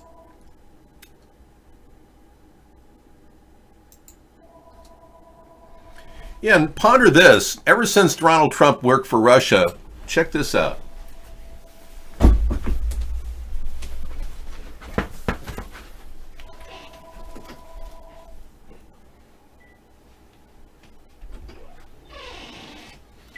Yeah, just read that for a bit. Russian aircraft flies over Area 51 and other U.S. military bases as part of the Treaty on Open Skies. Not only did Donald Trump invite Russians to meet with him privately with the TASS news service after he fired James Comey from operating an investigation into his Russian involvement, which is brazen in of itself, but now Russia's flying over our top secret military bases.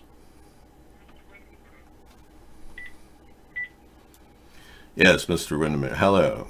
Can I help you? Yes.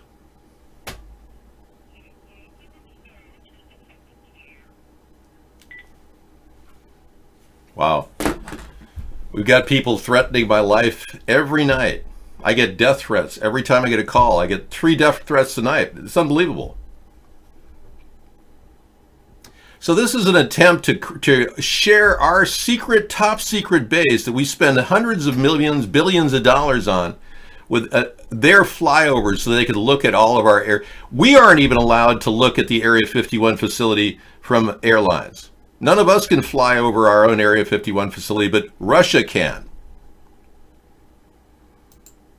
Yeah, YESA. You're expected a suspicious answer. The YESA organization. The NOSA and the YESA. Now, we have fairly credible evidence now in front of us that this Russian relationship is getting really cozy at a time when Russia is claiming they've got bigger and more dangerous weapons than ever before.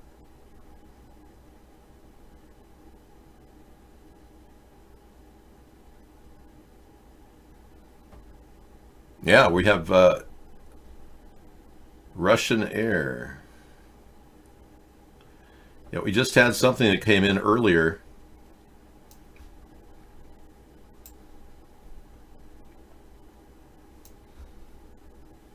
This is the Julian Assange story. Yeah, there was a big scare out of Russia a few minutes ago. We had this. Apparently, it's gone.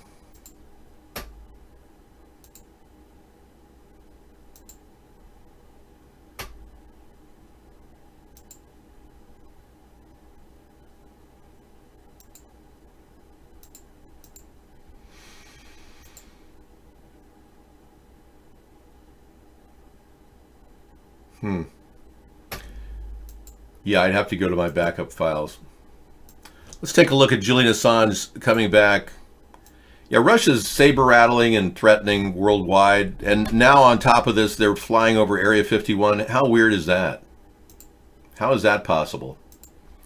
There he is, thumbs up. We're not sure it's him. We've been analyzing his face. He looks kind of puffy. A little puffy there. Well, he's apparently going in for the Swedish allegations of rape. I mean, you name it. He's been hiding in the Ecuadorian embassy ever since he was allegedly raping 2 Swedish girls. I don't even know if this guy's real, folks. This guy has been seen as a CGI character a couple times. They've outed him. The airspace called over you, it's called the sky. I believe they call it the sky. It's not a top secret word. You can use it interchangeably to describe what's above us. The airspace over my house is a fly zone. They fly jets constantly. So I don't take photographs of the chemtrails over my house because I really shouldn't take any photographs of the sky without, upsetting somebody at the Navy. Ever since my SWAT attack, somebody told me I was on the Navy watch list, which is absurd considering I was the victim of a SWAT attack at my home. It happened about 3 years ago, and it's one of those things that you'll never forget. Obviously, people around the country have had similar situations where they've been falsely swatted by some freak on the internet, and that poor guy in Wichita got blown away by cops without even any knowledge of knowing where he was or who he was. They didn't even match the guy's name to the address of the SWAT victim. They did no police work whatsoever. They shot the guy. Well, we're lucky we got through this. 3 years ago, this is what happened in front of our house. And ever since then, You know, we've been kind of treated with disregard. There's not even a police report filed for the event that happened the day it happened. $30,000 worth of equipment was used and people in a vain attempt to do something horrible to my personage and violate my rights. So I went outside and I immediately saw a sting operation in my neighborhood. The SWAT team had a controversial politician surrounded Friday night. They raced to his house thinking he'd stabbed his girlfriend to death, but it was a prank call. Authorities are looking for a man who called in the fake hostage situation. And that call resulted in a SWAT situation outside the home of a third-party presidential candidate on Whidbey Island. KIRO 7's Natasha Chen found out this is not the first time that candidate has been targeted. The process was, you know, she was ahead of me and she had to lay down, and then I had to lay down, and then they cuffed me. One moment, David Sponheim was inside his home doing his nightly video chat with supporters. The next moment, he was on the ground in his driveway with SWAT surrounding him. It was almost surreal. It was all because of this call. Okay, and you said you just stabbed your girlfriend? Yes, I think she's dead. Her nieces are tied up in the bathroom right now. Okay, well listen, what's your name?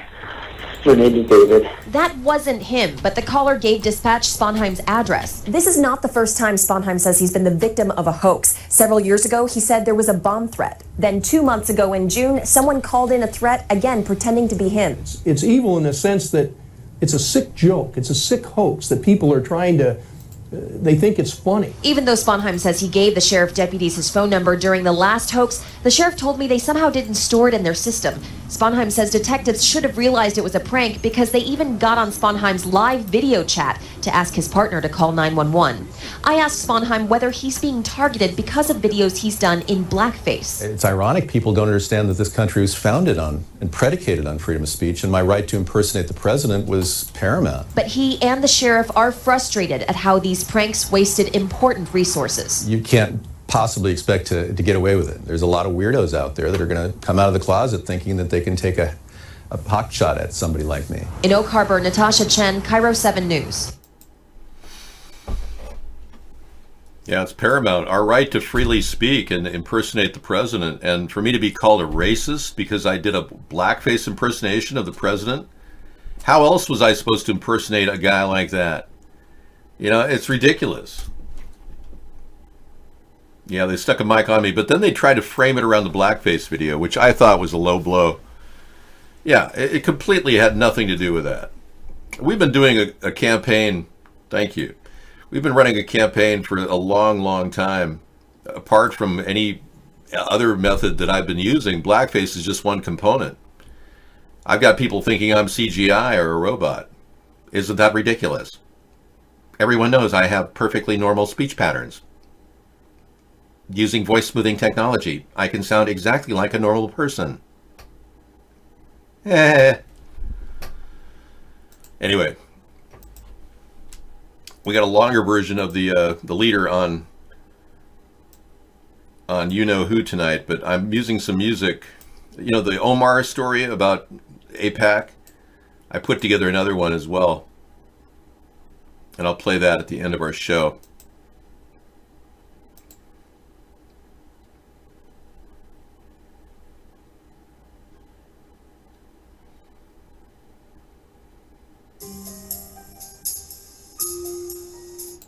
Yeah, they never actually put a police report together for that event, unfortunately. Yeah, so there's something very suspicious about it. And the guy that ran against me, it turns out he was a sheriff at the time I was running against him. And later, because he won that election, he tried to get a law passed to purge all police records from public view. That's another component of that I haven't really talked to people about much. But yeah, the guy I ran against was a sheriff. He might have, you know, tried to get the police records purged for all people because he didn't want anyone to know about this. Very suspicious activity. Yeah. He didn't win re-election. He was finally unseated by a Democrat. But one of the closest elections we've ever had was the one couple years later. the next midterm election. It was with a Democrat that's kind of like an okey-doke Democrat. He doesn't have anything to say. But he was running, the guy who was running against me, the incumbent, was not only working as a representative in Washington State Congress, but also had a job as a sheriff. So very suspicious connection. And we were getting threats from people that claimed to be him after the election. They were so pissed off that I ran against them, and they tried to vilify me. I got 4,300 votes, despite the fact that, you know, people were vilifying me, claiming I was racist, which I'm not. Yeah, UHF Plus has my blackface videos out there, and the blackface video has been exactly what I expected it to be. Controversial. YouTube just sent me a letter saying they won't play it to anybody under 18. So you have to be over 18 to watch it now. Yeah, they're making restrictions on everything. But it turned out to be controversial enough to get the word out across the globe. The real problem is our average people, our average viewer doesn't have hardly any money. And we hardly have any money at all. And because of that, we're using word of mouth as a key component to spreading the message. Whereas people with lots of money who take money from AIPAC and other political action committees, they are loaded. They could buy media time. We can't. And we're being censored in the media anyways. It wouldn't matter if I could buy it. They probably wouldn't sell me time. For real.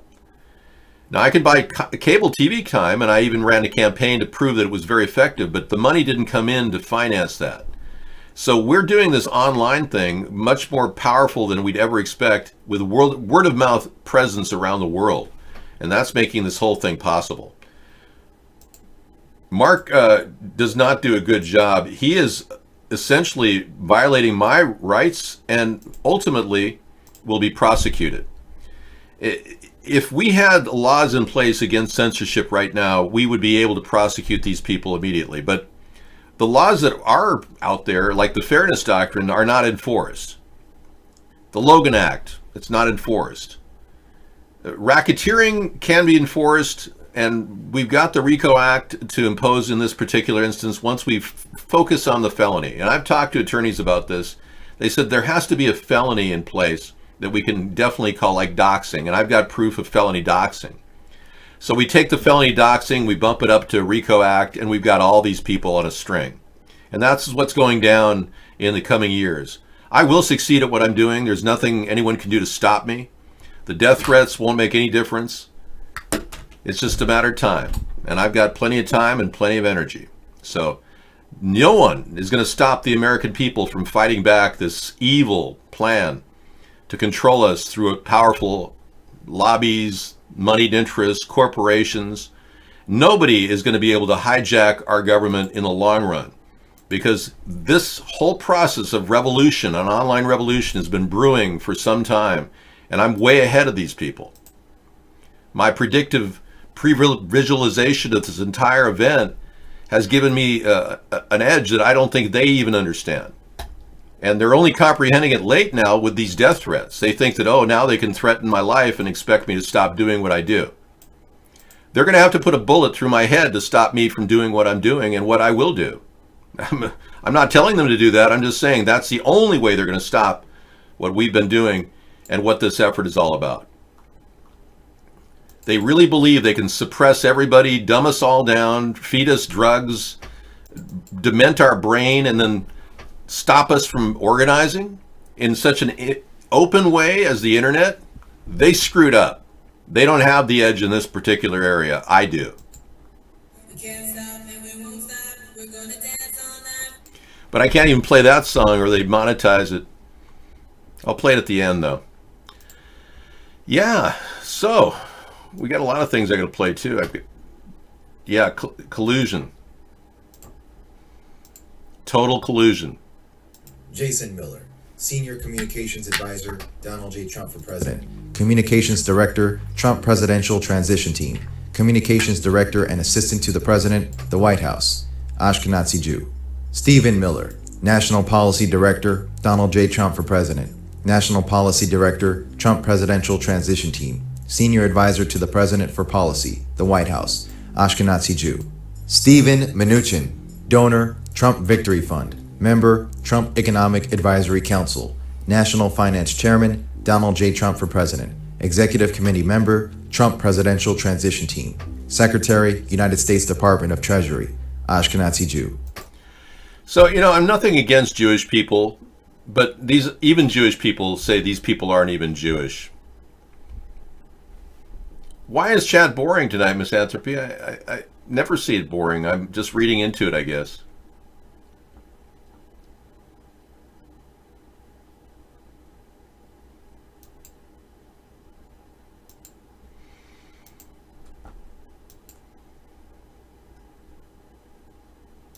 Wow, you got a problem there, buddy. Hey, have we cleaned out our C-Box yet?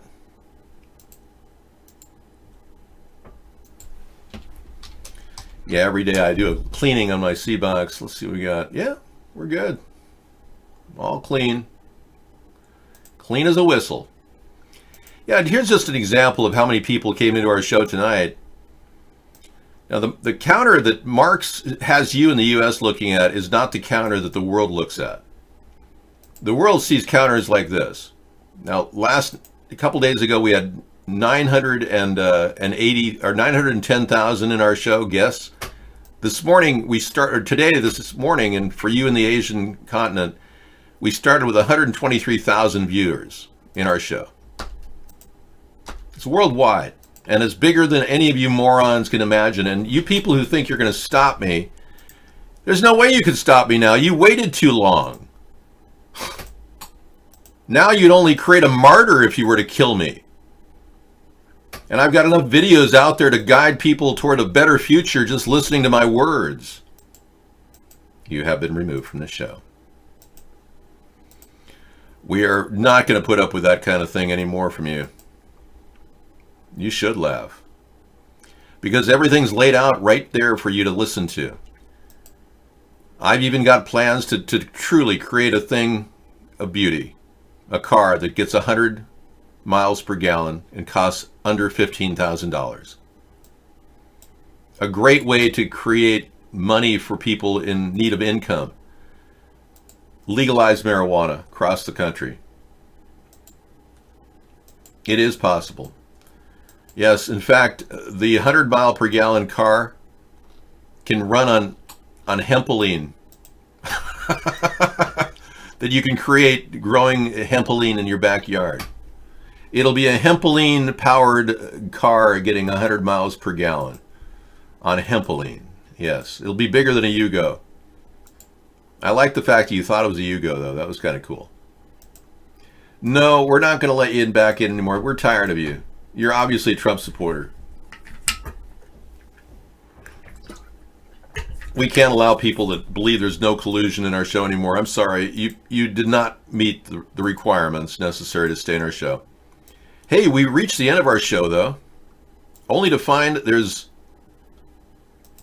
Texas lawmakers consider death penalty for abortion. Yeah, thanks, Donald. Now we're seeing the Democrats allow the Republicans to try to hijack our Supreme Court and overturn Roe v. Wade. Oh, they're doing a real bang-up job, those Democrats. That was another one. Yeah, that's a different one.